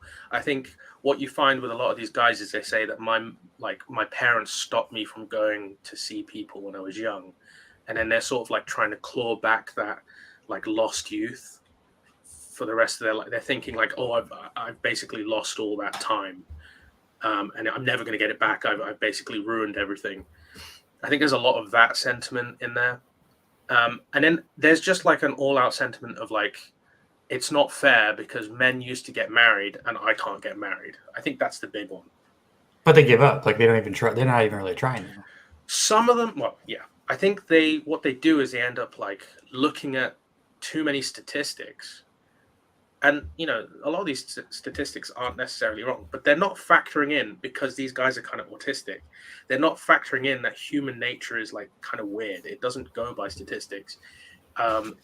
They're also looking at like divorce rates and like alimony and things like a lot of this is American based. So this doesn't really even apply to like the UK or other countries, but that mentality is still spreading even to Europe for some reason. And you find guys in England going, yeah, well, she's going to take half my money. I'm like, do we even have that law? Like, I don't even know if we have that law, but it's still that sentiment's coming over. But yeah, I think a lot of these guys are looking at the bad things that are happening to older generations and just going, I don't want any part of that. So there's a lot of, and also I think like, I think a lot of it's to do with like dating apps, really. I think it's just dating apps have done this personally, like Tinder and stuff like that. I was there when that first came out in like 2014. And before that point, dating was probably just you go up to somebody, say hi, and then you go on a date, and then that was it. Now it's like you have to work out in the gym for a certain amount of time. You have to have a certain look, certain clothes, certain pictures. And people are actually chasing experiences just to get the pictures for their Tinder, not to actually have those experiences anymore. Like Trey, can you back up anything of what I'm saying here? Because you're the insider. You can relate, right, Trey? Andre, do you have a girlfriend? I have a few. No, I'm joking. No, I have, and recently, and I had to go to confession for that exact reason. So, yeah, I'm not struggling in that department, but the point is that, like, I have a way of reconciling the fact that I'm not with anybody, which is I want to wait for marriage. How does a secular guy do that? They don't have that kind of thing. They only have will to power. I want to have as many women as I can because that's powerful.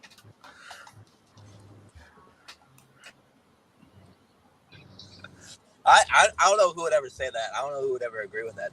That guy must be crazy. Will to power, that sounds like some Nazi stuff. That sounds crazy to me too. Yeah, I mean, there's definitely a lot. I mean, yeah, it's like crazy. Anyways, I mean, I live in LA, so that's probably where you're gonna see most girls posing for the camera and everything like that. So, yeah. Yeah, a lot of these like John Zerka types as well, and Andrew Tates and all that stuff is going on. I think that's really contributing to is people seeing like powerful guys just sort of. Well, when I say powerful guys, I mean like they're seeing. This is the thing about women is like actually being rude to them does work in a sense. Like treat them mean, keep them keen is the truth. It does work, but like. Well, not the girls you want to like be long term, but yeah. Yeah. Like if you want to marry someone, that's not going to work.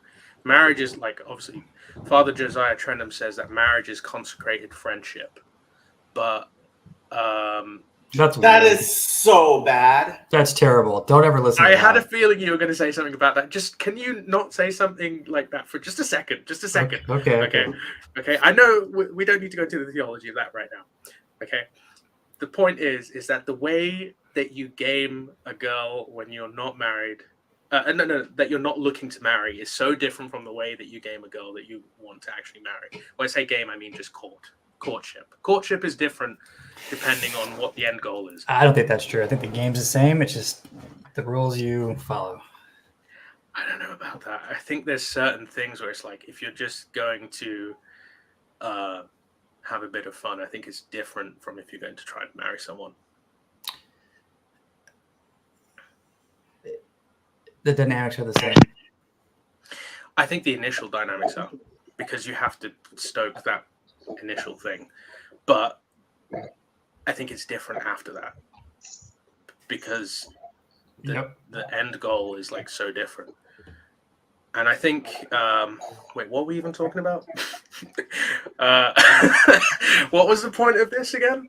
Yeah, basically, men are just going crazy because they can't get any stuff. That's what I gotta say. Talk, Billy Ray. I think the whole dynamic is stupid. All right, modern dating, modern marriage is about what I can get, about solving my passions and so on and so forth. It doesn't work, right? You know, at least in America, we're sexualized to death, right? It's because everybody is sacrificing next week, next year, or 18 years of their life if they get this girl pregnant for a good time tonight, because we've all been told that following our passions and what makes us happy is the key to success. And that is absolutely not the case at all. Building relationships that last, building people that you can rely on in the hard times, good times, so on and so forth, is the most important thing. Getting married to have sex is a stupid idea. Telling people to wait to have sex until you get married because your life is going to be better is also stupid. Reserving yourself for your proper mate is the thing to do, because you need someone in your life who is going to walk arm in arm with you, who's going to support you as much as you support them until, I mean, look, I've been married 3 times. The first 2 lasted a year because it was that over passion. The last one, I've been married for 13 years, never had a fight, never had to sleep on a couch. My wife has never went to her mama's house because she is pissed off at me, right? Because everything we do is 100%. When we got married, it has nothing to do with, well, here's my life and here's your life. No, our life is one. Our passions, our goals, everything is about the household. It's about the family unit. It's about each other. When I got married, Billy Ray died. And when my wife got married, Rachel Ray died. Now it's us as a unit. And we're going in our life as we don't have to build those type of relationships. We're just worried about what we can get, not what we can do for other people. I'm sorry, y'all touching on a touchy subject for me. I apologize. That's pretty good. I think it's pretty good. Yeah. I'm glad to hear you're married to Rachel Ray. Congratulations. Yeah. Billy Ray and Rachel Ray. That is kind of hilarious. I do think the idea of like people have almost forgotten how to build relationships. I think that is a big part of like the problem, the mental health problem, is that we just don't remember, like, well, at least my generation doesn't remember how to just be friends with people and to build like groups and networks and stuff like that. Well, I think we treat people as things, right? Our people as experiences, right? I have a question. Like on Facebook and all, when you see people there, they've went to Cancun or something like that, right? Did they go to Cancun because they wanted to see Cancun, or to the Grand Canyon because they wanted to see the mountains, or because they're chasing the experience to share with their people, right? Yeah, that's exactly what I was saying earlier about like trying to get a picture just to put on your social media or Tinder or something, not actually doing it because you want to do it, you know? How much of what we do is status driven versus interpersonal?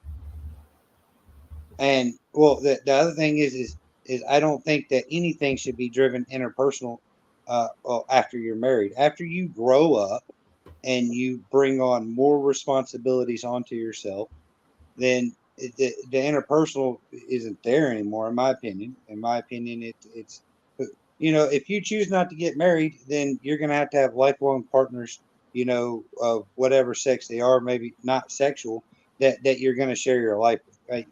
That community is not 1,000,000 people; it's two. It starts with two, and it works out. We all need community, way less than we need cars, houses, and things like that. I see so many people, and including, you know, which I see this more. So maybe it's not as prevalent in the world as it is in my world because of what I deal with on a regular basis. But I see so many people treat themselves as pieces of meat, as in they're only good for what they can physically do, provide, or give, and they don't see past that. And it's like they sacrifice their entire future for the piece of meat that they are right now.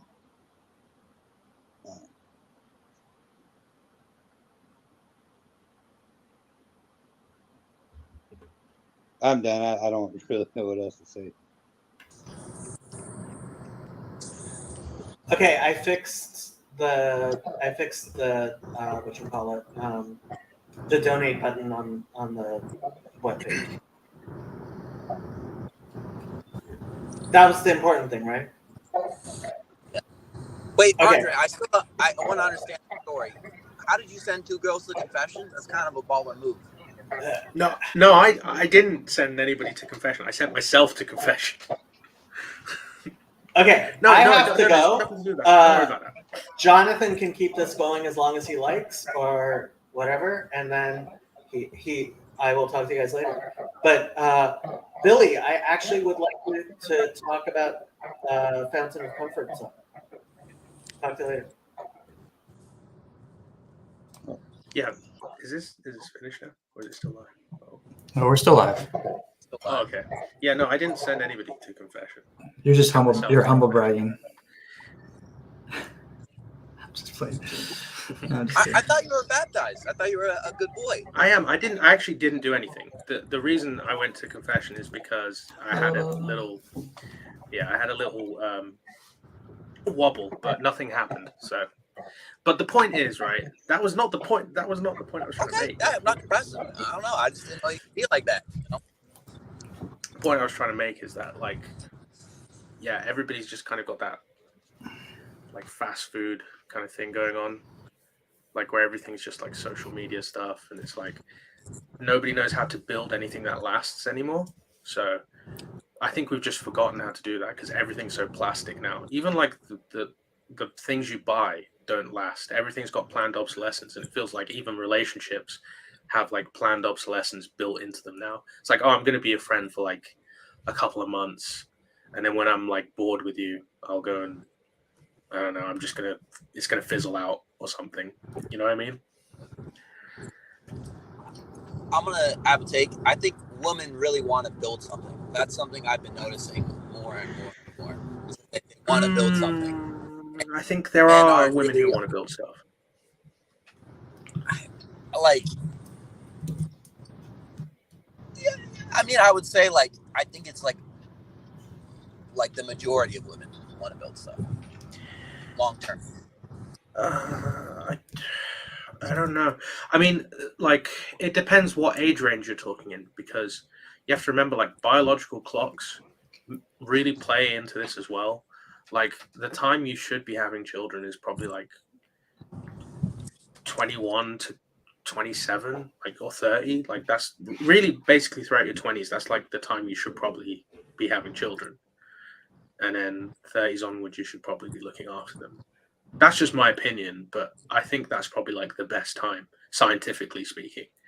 And what are we doing during those times? We're like not doing anything. And I think that's what's contributing to like a lot of the mental health stuff, is that it's just like nobody's getting married young. And like nobody's like, just because you get married young, it doesn't mean you don't have to go to university or whatever like that. I think that's just the issue.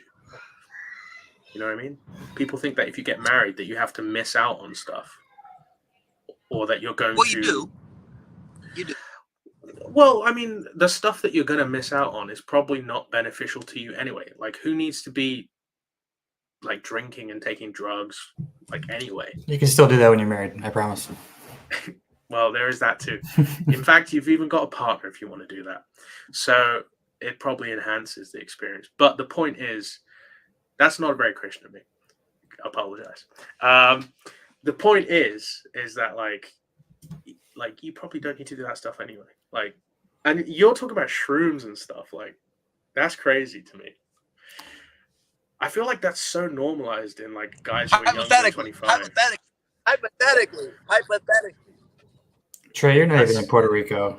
You're just driving around LA. Is it? Wait, are No. you actually in Puerto Rico right now? You don't believe me? Yeah, I am. Well, that just looks like clouds and trees, man. Don't crash. Well, you wouldn't know the difference because you live in the middle of nowhere. So, Fair enough. Everything looks like LA to you, to me. What? Did it stop raining yeah, yet? Yeah, it did stop raining. Yeah. So go surf. How you doing, Jonathan? Your official Noah Hyde. I'm doing fantastic. Yeah. Official. No, I don't have a certificate. How's it feel? Yeah. Feels great. You should try it. Wait, are Noah Hyde's like supposed to get certificates at some point? I don't actually know about that. No. They don't need to get certificates. And I'm an unofficial Noah Hyde, so it's kind of fun,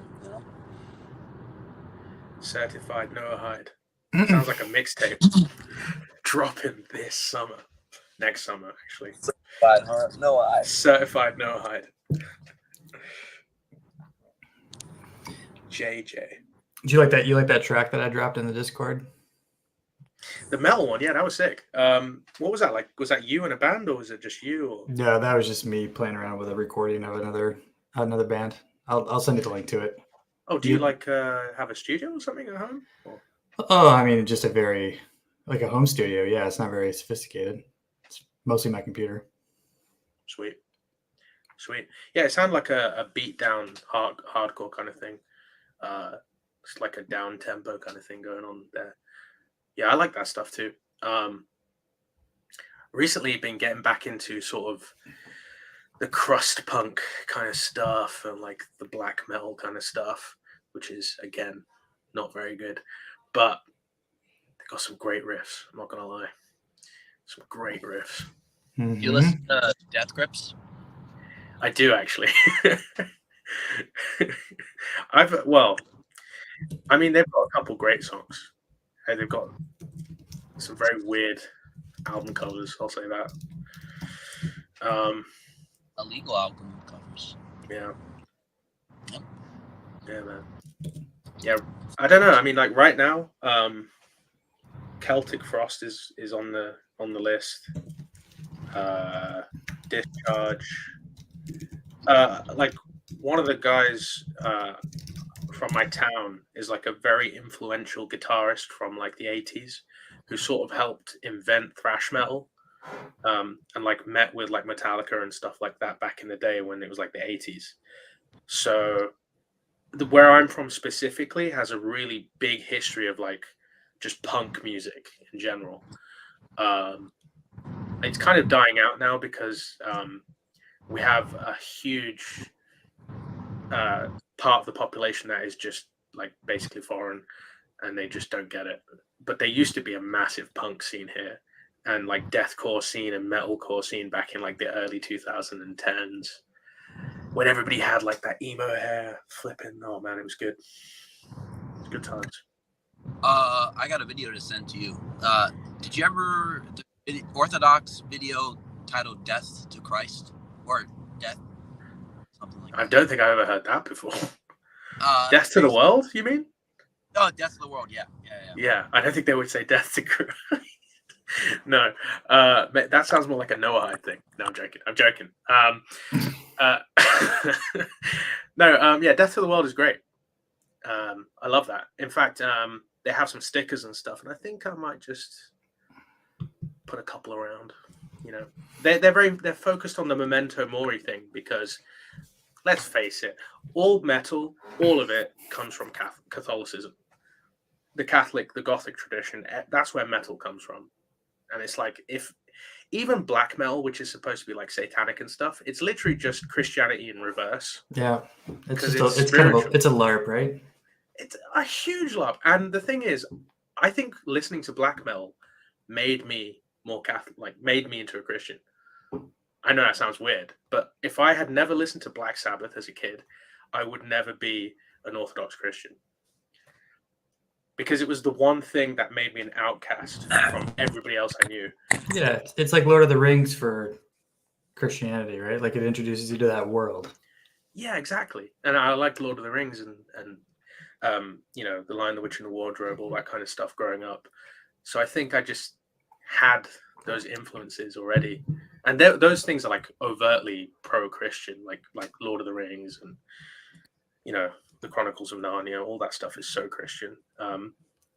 So yeah, there was kind of like no way. Also, growing up in a white neighborhood definitely helps. I think not being around like Sikhs growing up. Not that into metal, are they? Yeah. Well, nowadays they're kind of Nowadays, sure, but that's cultural assimilation, right? Or yeah, exactly. Yeah, these days they're pretty, but even then it's still seen as like a weird thing. It's like you got to be into Afro beats or like grime or drill or something if you're brown. If the tone of your skin is below a certain tone, you have to listen to sort of black music, basically, to put it that way. I mean, there's a PhD paper in there somewhere about race and subgenres of metal for sure. Yeah. I don't know what that paper is, but yeah, I think the more, well, I mean, it's Nordic stuff, isn't it? A lot of it, like Viking metal, doesn't really hit any sort of. It doesn't resonate with anybody who's not Nordic, basically, or like European in some way. But I don't know, kind of, I kind of vibe with it. Yeah, I don't know. Sorry, Trey. I thought you had those special permissions that you could you come in and you're in. I didn't realize that. What do you think of metal, Trey? What do you think about it? I love metal. I love. I don't know. I think the main guy from Megadeth. You're Yeah. very lo-fi. This is terrible. Yeah. What do you think of noise metal, Trey? Yeah, I think he's got that black metal thing going on with his microphone. Yeah, I'm gonna sample that and turn that into a whole album of fix your stuff, Trey. No, it's perfect for lo-fi, man. Perfect. Some lo-fi beats, you know. I could study to that all day. Study all day to some lo-fi Trey. It's always lo-fi with Trey. He's always just driving around in his car, like you're at the mercy of the satellites. No, it's not better. What? What is- Test. Yeah, no good. It's just like Puerto Rican Wi-Fi. What's going on? We're losing viewers by the second here, Trey. I'm gonna mute you. What's going on here? Ugh, it's like bad music. Yeah. Very punk. Yeah, actually. There is a song right now that is literally the main synth is like, you know when your phone has those kind of like clicks against a speaker and it kind of does that kind of Oh yeah, I know. Well, there's a song that's literally that. It's perfect. Perfect. I can't remember what it's called. It's doing well in England though. Do you guys like house music? No, you've lost me there. Really? Like, what's an example? It's even worse now. Why is it so bad? I'm gonna kick you from the stream, Trey, if you keep this up.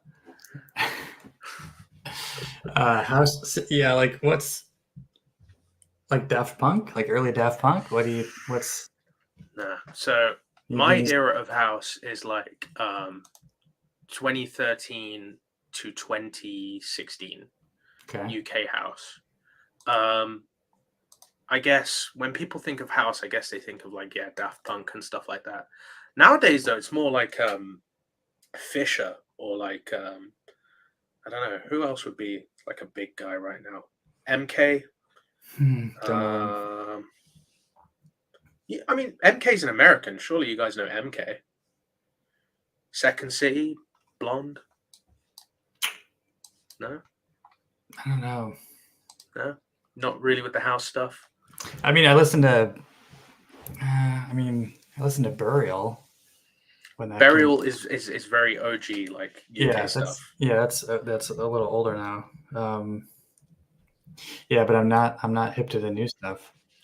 All right, here we go, Trey. Let's try you again. Burial's definitely a big influence. That's much better. Hey, the sun's out.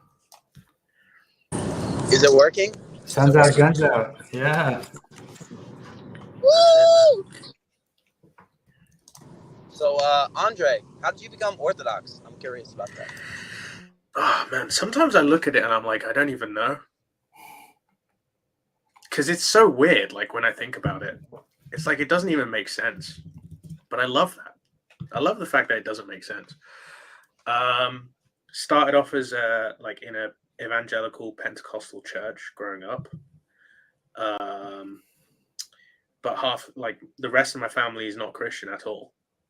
Like they're all either Sikhs or like there's a Hindu that's around there somewhere, and there's like probably a Muslim around there somewhere too. But majority Sikh. And then grow up. I honestly think listening to like heavy metal and stuff like that made me Christian. I know it sounds so weird, but I really think because this is like white culture, and I think that kind of like made me Christian, like an Orthodox Christian, because it's very focused on like, you know, like fantasy and ancient lore and all that kind of stuff. And just my friendship group and everybody like that, we were all into like Lord of the Rings and all into that kind of stuff. And we're all just nerds, basically, giant nerds who went to the gym. And I think that kind of did it. Also going to the gym, I know that sounds weird as well, but that definitely helped. I think getting healthy, I seriously believe that, like getting healthy and getting your mind in the right place, I actually think that made me more religious. I don't know if this sounds stupid. It sounds stupid. I don't really care. I think the way that I originally got into it was I was at work, and I started getting interested in languages again.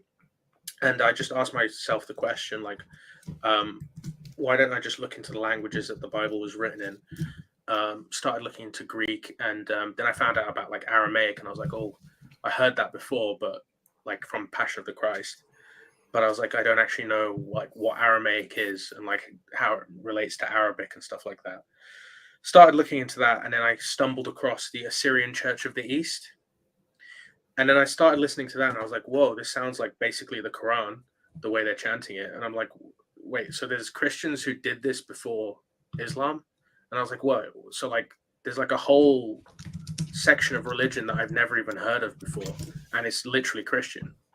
And then once I found out about that, I was like, oh, these churches are like kind of Orthodox.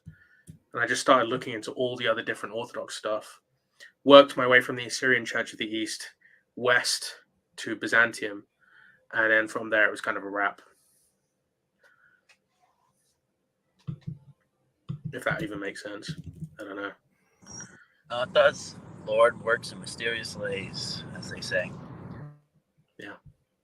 I to this day, I still say that Black Sabbath saved me. You know, it's funny. What is it? What's that Black Sabbath song where it goes and like the devil's wings rise? Black Sabbath. Oh yeah. What's that lyric go? Isn't it something like, and he came off the like, watch. oh, laughing Satan spreads his wings. Yeah. Laughing Satan spreads his wings. Yes. Oh, yeah. But yeah, that's a classic, man. Yeah. So I was with church people, and they would always say like, like he's following what the Bible is saying. Like you don't get it. Like he's predicting Armageddon. Yeah. It's all of it is like overtly pro-Christian. I mean, the guys, they were actually involved in the occult for a little bit, and then they got scared because they encountered a demon. Like that's what Bloody Sabbath is about. And then they essentially put on crosses and said, we're gonna be Christian-ish for the rest of our life. because we're scared of the devil. Same thing. Shalom, Megadeth guy. Shalom. Fuzzy. Yeah, Megadeth, Dave Mustaine. But he was like a Lutheran when he was growing up. I think Lutheranism basically spawned all the satanic stuff because, you know. He turned into a J-Dub, didn't he? No, he began as a J-Dub, and then he became a Satanist. And then No, he was a Lutheran. He was born a Lutheran, then became a J-Dub. Yeah, look it up. He said it in an interview. Nope. Lutheran, then J-Dub, then evangelical. Nope. Someone share this screen right now. I've seen the interview, and he said he grew up J-Dub, and I'll bet. Hold on. Look it up. I'm looking it up. JWs know they're JWs. That's sort of our thing.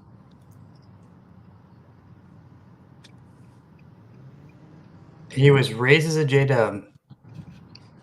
What did I tell He said in an interview that he was Lutheran. His family were Lutheran, but that his mum converted to J-Dub. All right. That's such a... What do you should have said that the first time. Yeah, nitpicky. Okay, you're both right. Now he's born again. Whatever that means. And bring your own theology. BYOT. BYOT. Yeah. BYOT. Andre, I got an Orthodox question. Yeah. What do you have to do to get kicked out of the Orthodox Church? Get excommunicated? Like, what do you got to do? Like, how do you mean? Oh, like explicitly affirm, like a heresy that could get you anathematized. But even then, when you get anathematized, it's just like if you say sorry and stop believing that, then you can come back. You got to be a pretty big deal public heretic to get a big deal public excommunication, Trey. Yeah. That's true for Catholicism too. Like, it gets pretty egregious, but there's a bunch of stuff that you just automatically incur excommunication. And like, if you know, you know. Man, it takes so much work. Gosh. I mean, that's kind of the point, is that it should be extremely hard to get excommunicated and extremely easy to be reintroduced in the fold. That's kind of like the point, I think. No, I think it should be extremely easy to get excommunicated. I think you should just do like one No, bad... that's what modern evangelical churches are. It's super easy to get kicked out and it's very hard to get back in. But I think it's the opposite for traditional churches. Yeah, but it's very arbitrary what you can get kicked out for easily. You know what I'm saying? Like we've talked about this before around here. Like, if you've got the wrong views on the Trinity, you'll get kicked out. But if you just have questions about God's existence, it's like, let's talk and hang out. And you know, it's okay to be a crypto atheist in an evangelical church, but if you're not sure about the Trinity, they're like, here's the door. Well, I think it's more like what they can actually give you answers to. If they can give you an answer, then they're like, hey, you can stay. But if they don't know the answer to it, they're gonna be like, get out.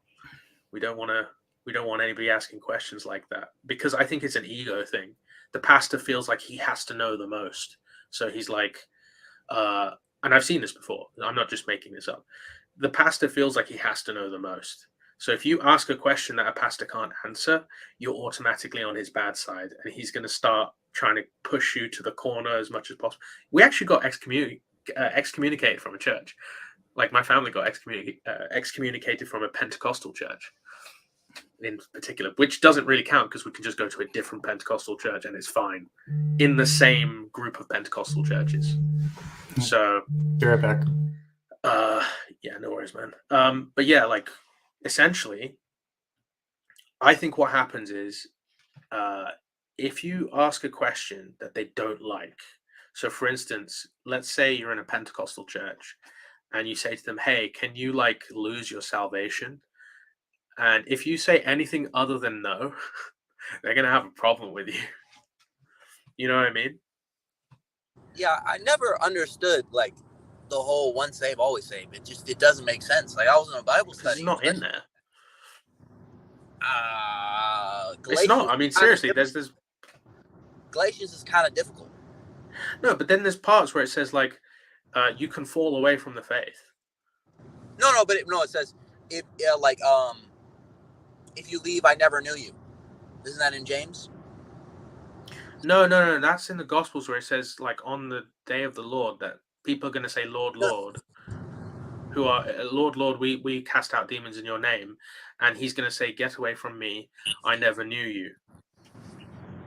I swear there was a thing in James, but there's a part in James where it says like, "Faith without works is dead," and if faith working through love is basically what saves. Yeah.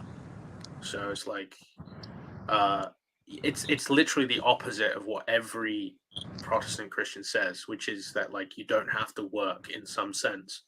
We like if the way I've had it told to me is that like, if you're drawing a picture, like the way that we see salvation is like, imagine God is holding your hand and moving the pen with you. That's basically how we see like salvation. It's not like God just rips the pen out of your hand and does everything for you, if that makes sense. Yeah, I still don't get it. But then again, like, I guess it kind of makes sense, like why evangelicals act the way they act, because it's sort of like, as long as you say the formula, you're sort of good. Which is well, it's basically like what's it called? Muslims, what they do. Ashhadu illallah, that one. What's it called? The Shahada. You know what I'm talking. Yeah, the Shahada, that's the one. It's basically like a Shahada. That's what the sinner's prayer is. It's a Shahada, but for a Christian. I mean, evangelicalism is basically like white Islam with a Trinity in there. Nah, I think it's more closer to like atheism light. You know what I mean? Well, that too. I mean, it did lead directly to like science and stuff like that. So yeah. I mean, science and alchemy and stuff like that. Yeah. In the 15th and 16th century, that was like a big thing. And the idea of like transmutating metals is how the born again experience got started off, because before, being born again meant you get baptized and live the life of a Christian. But by this 15th and 16th century, they started stating, well, actually, being born again is like a spiritual rebirth. So it's like a transmutation from the inside, and this philosopher's stone is basically Jesus. Like, they started having these kind of spiritualist explanations of the text. So the modern evangelical doctrine of like born again is actually like rooted in the occult. A lot of people don't know that. Oh, don't play that game. Okay, we please don't say that this is paganism, because it's not paganism, but it is definitely it's rooted in Western esotericism. Like, that's not even really like disputed. Like, because baptism and born again was like so intimately linked for like 1,000 years, and then it just changed overnight, pretty much. We got some dissent in the peanut gallery, and I think I would concur, having grown up in the evangelical sphere. Like, it's definitely not baptism per se, not in the way that Catholics and Orthodox understand it, but Bazzani is isn't he Lutheran? No. I don't think he is, but he's Protestant, right? That's a slur around here. Be careful accusing people of being a Lutheran. I think I use it as a slur too. Shut up, you Lutheran. I mean, that's literally what I feel like. There's something about Scandinavian or like Germanic religions or Christian religions where they're just super critical, and they don't have that kind of loving side to them. There's something about European Christianity that just doesn't have that loving kind of side to it. I see. That's a pretty broad brush. Yeah. I mean, I think the pietistic tradition is a little colder, but that's maybe also just culturally, those people just the warmth is transmitted differently. Yeah, some people, what do they say? Like love. I'm gonna go like really gay for a second. You know what they say about like love languages? Like, some people do acts of service, and some people do like touch and stuff like that. Yeah, I think like out of all the Christian like sects, like maybe these pietist guys are like the acts of service, but never words of affirmation. Who knows? That's super gay, but I mean, well, I hate to tell you, but the love languages have some has some truth to them. And so, like, you know, if you ever find yourself in a relationship with a woman and married, I hate to tell you, but it can be kind of gay sometimes. So Yeah, no. When you getting when are you announcing the wedding, Andre? Wait, what? When are you announcing the wedding To the gay? to your husband? To my husband. Oh, you little. I mean, I think that was a clear indication, you know, like. Nah, man. Nah. I vowed to keep myself away from the colon of another man for the rest of my life. You didn't have to take it there, bro. You didn't have to take it there. That's even more sussy. But it is pretty sussy. No, the point. I'm straw manning. Wait, Bazzani's saying I'm straw manning. he was talking. He was talking about your comments about your broad brush comments, which we'll sweep under the rug and move on. Well, I mean, I would. There's a book that you can read on this. It's called 30 Questions About Western Esotericism or something like that. I'll put the link in the comments at some point. There's a book on this. It comes from, I think it's either Cambridge or Oxford. I can't remember. And there is a thesis in there about the idea that philosophers from the 15th and 16th century were highly influenced by like Christian Kabbalah and alchemy, and that affected their theology during the Reformation. So I'm not just making that up, but I will send the book in the links if people are interested in that. Or even just in the Discord. Gavin gives us a blessing. God bless you too, Gavin. Thank you. Trey, you looking for surf? What's going on here? What are you driving around aimlessly in Puerto Rico for? Just waiting for something to happen? Yeah, surf was terrible. Like, there was only 1 to 2 feet. And, it's like Michigan. That's like Lake Michigan surfing. You can come here and get better surfing. Yeah. Apparently next week is a swell, so I kind of got messed up on that. But, you know, I had some fun. I did, when I was surfing, I felt like really bad because like it was like where the hurricane was. So all the I was just like surfing in this rubble pretty much. Like I have a video of it and I was like, oh my gosh, like I wonder if I'm surfing in dead bodies. But then I just kept surfing, you know? Yikes. Nice, yeah. Were you the only one surfing out there? What'd you say? Were you the only one out there amidst the dead? Yeah, I was the only one surfing pretty much. It's a quick little solo trip.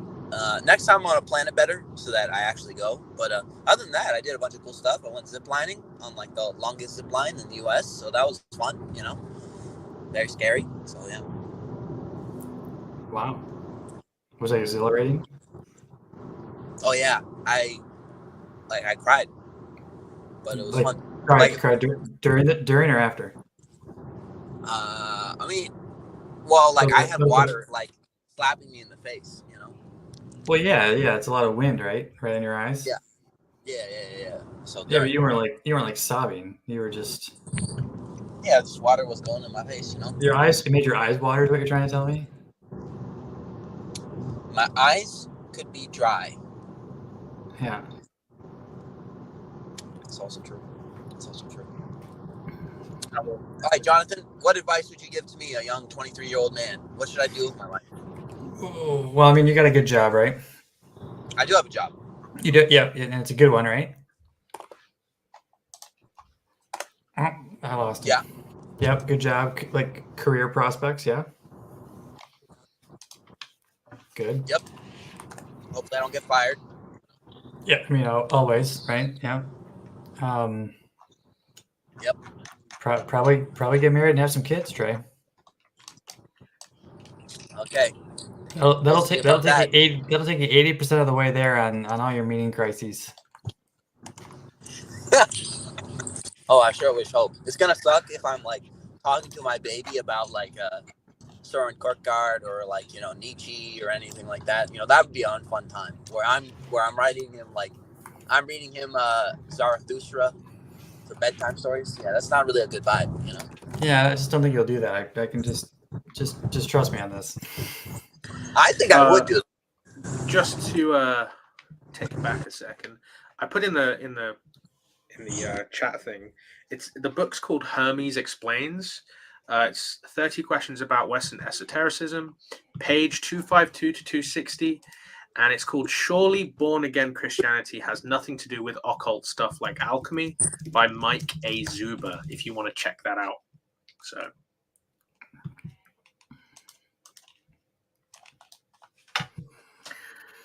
Not making it up. Speaking of paganism, are you guys going to celebrate Halloween? Define celebrate. I got some cute inflatable pumpkins in my front yard, but that's about as far as we get. I mean, if meeting up with friends and having a drink is considered celebrating, I don't know. Is that considered celebrating? Always.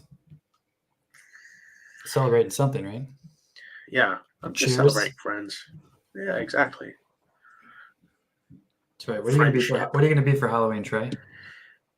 He's himself.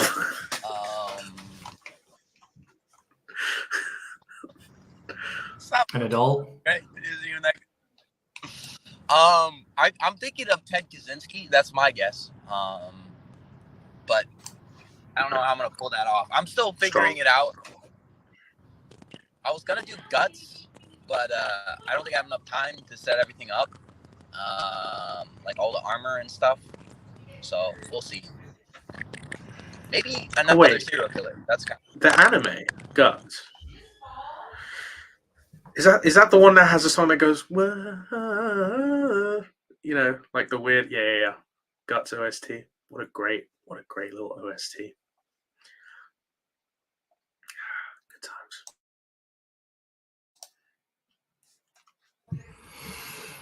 All right, guys, I'm gonna call it. It's been good. It's been great. Good to see y'all. Trey, safe travels back to LA. Is he actually in Puerto Rico? I still don't know if this is like a troll or something. So he claims. Look, I'll show you the window. Look. Yeah, that looks like Middle America to me. It literally looks like it looks like the dual carriageway outside my house. Okay, maybe not.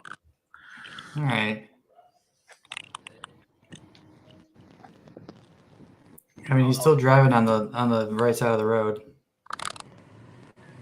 Yeah. I'm just teasing. Just kidding. Look, mountain. Look, mountain. Look. That is a glorified hill. Doesn't have that type of stuff. You could be in Utah, man. How do I know? You could be in Utah. What do I? All right. I don't want to witness Trey getting into a crash on live TV, so I'm going to call it. Peace, everyone. Yeah, have a good evening.